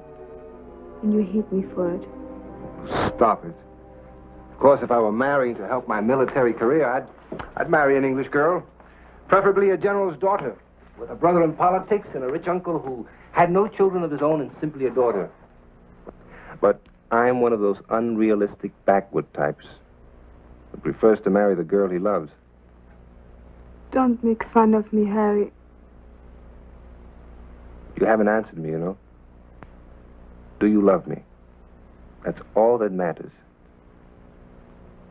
Do you? Too much to... No, not too much to anything. Just yes or no.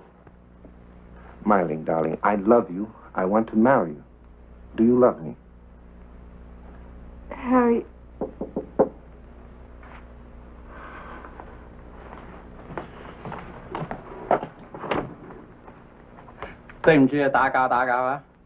Mr. Long, is anything wrong? No, nothing's wrong. Forgive my intrusion, please. Allow me to introduce myself. I'm Mr. Lum, live at end of hall, take care of building. What can I do for you, Mr. Lum? How do you do, officer, sir? Is it correct? I see British officer come and go many times. I think Myling likes British officer. Good enough for me. I like British officer, too. I'm delighted to hear it. Now, British officer is going away. How does he know? So I bring rice wine, traditional drink of traveler. Bring good luck on voyage. And also taste good. You will honor me by drinking? Of course he will. Excellent. Thank you. You drink?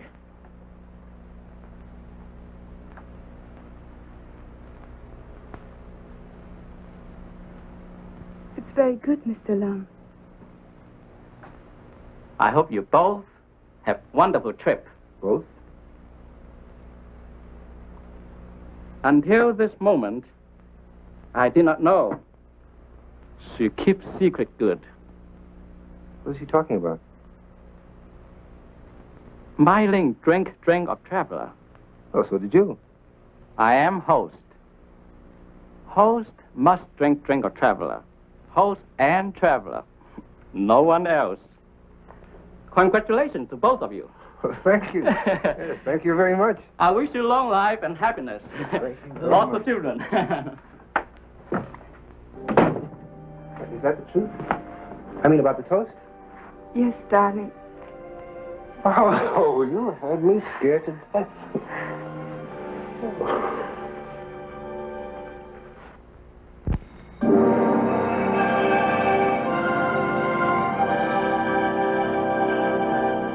Eileen!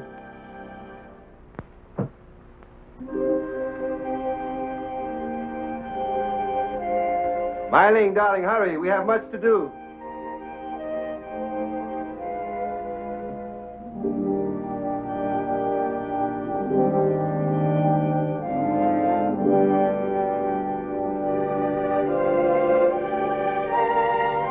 Eileen!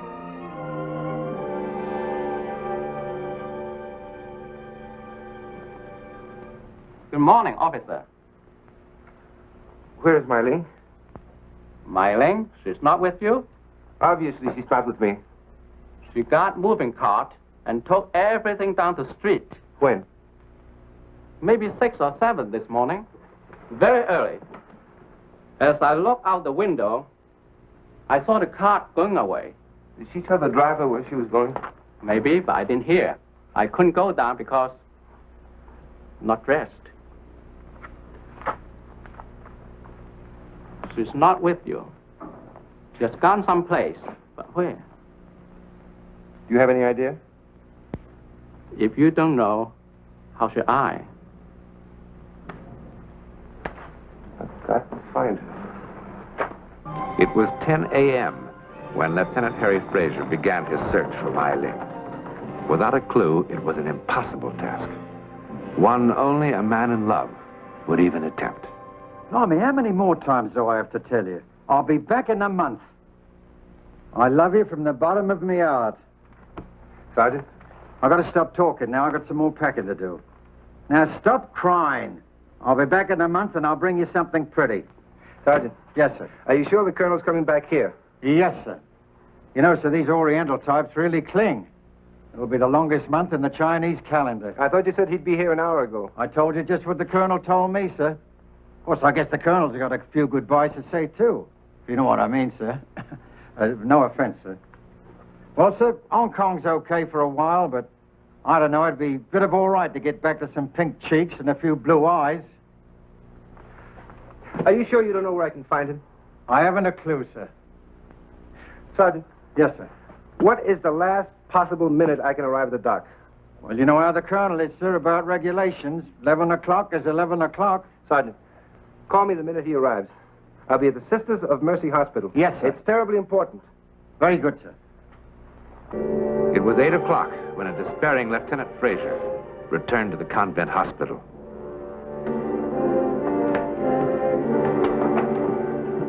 I'm sorry to have kept you waiting. Have you had any luck? I've been every place you suggested. Nothing. I'm so sorry. I don't know what to do. I've got to find her. We all love Mai Ling, Lieutenant. I remember the day she came here from her village. Shy, frightened, awkward. And she had a sensitivity, a reserve. She could not bear to hurt. Or be hurt. She'd sooner die first. Why would I hurt her? By forcing her through love to leave a world in which she felt safe for a world of uncertainty and fear. Isn't love supposed to be stronger than fear? Has not Mai Ling given you the answer to that, my son?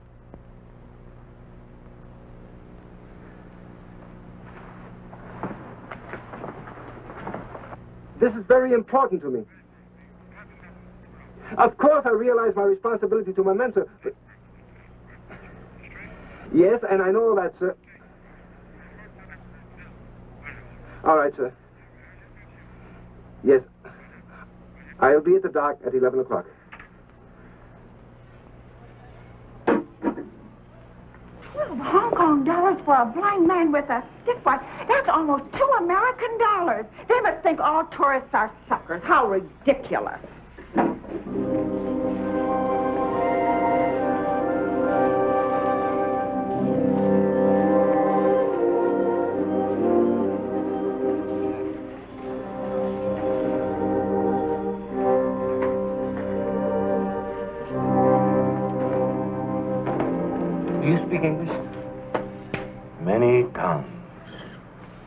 You may ask. I have one question to ask. Yes.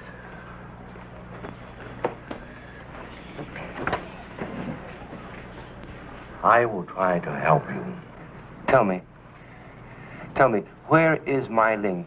And if what I see cause your eyes to weep, so when die, you will have shed as many tears as you have drawn breaths. I must know.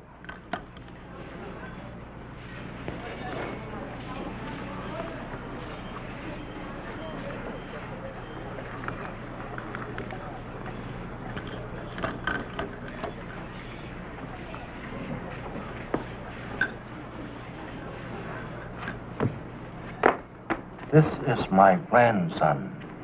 Has he his crayon? Yes. 阿孫啊，你寫呢啲嘅字，俾呢個西人睇下，係啦，快啲，係啊。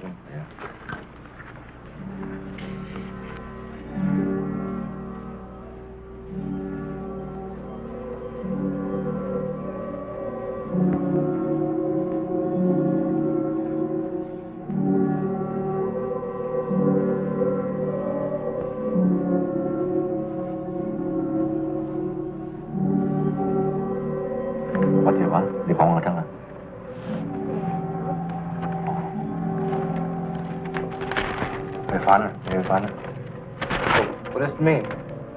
House of Dead. The what? That is where girl is. House of the Dead.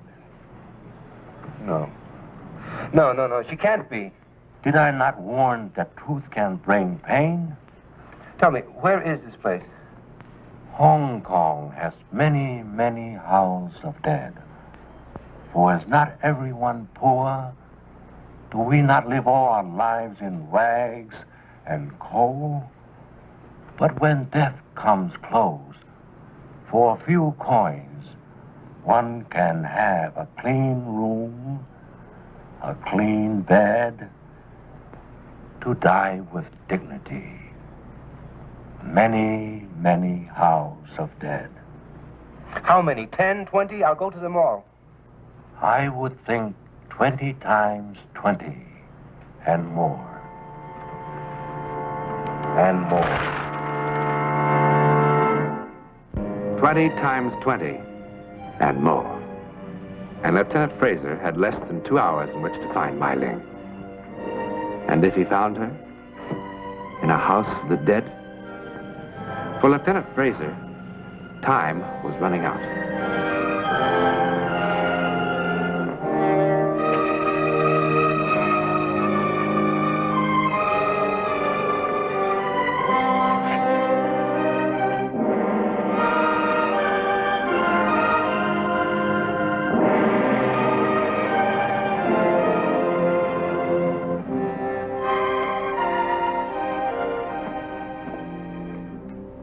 Twenty times 20 and more. Rickshaw? Take me to the docks.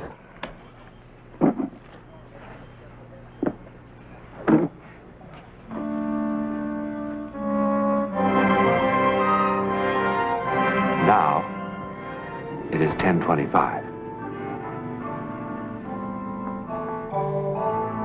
We are here, sir. I told you to the docks.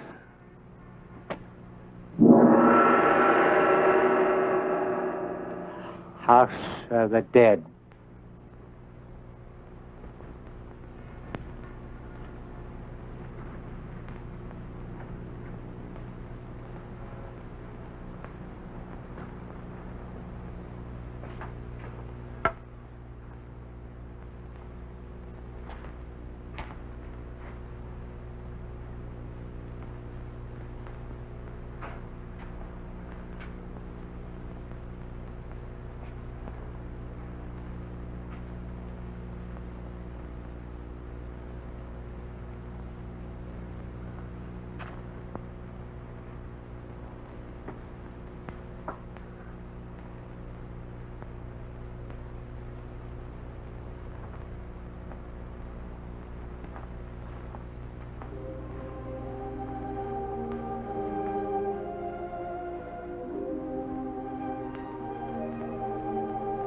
Miley? Miley! Oh, Miley, darling. Oh, my God. Oh, Miley. Why did you run away? Why? I've searched, I've gone, I've looked, I've been frantic without you. Oh, Miley, I love you. I love you so much. Come with me. Marry me. Yes.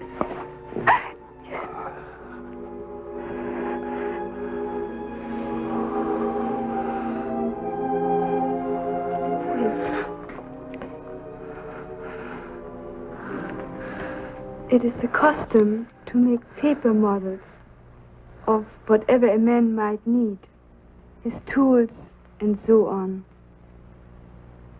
and burn them now so that he might have them in the next world.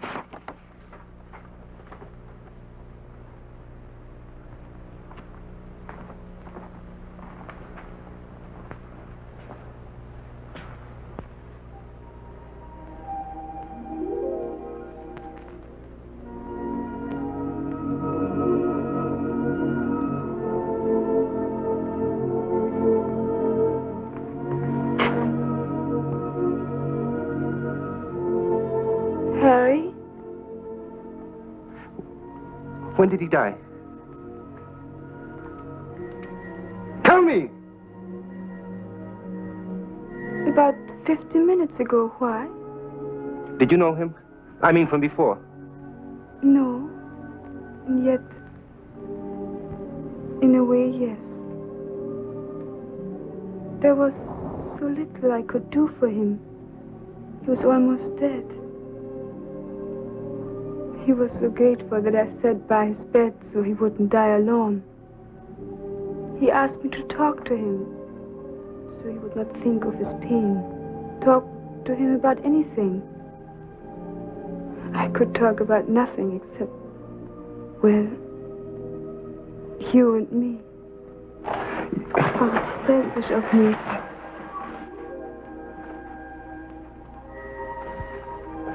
Then something very strange happened at the end.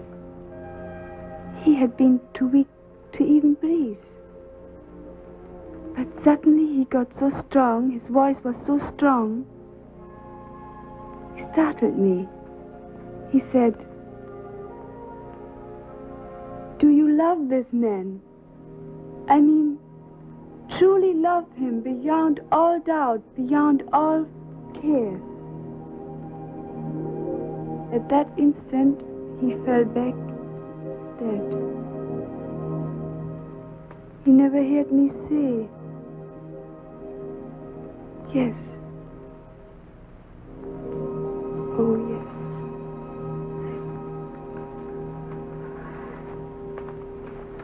Didn't he hear? Students of psychic phenomena, whose job it is to prove or disprove, have reported many instances when those who are making the transition between existence and non-existence, as we know it, are sometimes given the power to perform a last act of grace before moving on to whatever is next. In a moment, something about next week.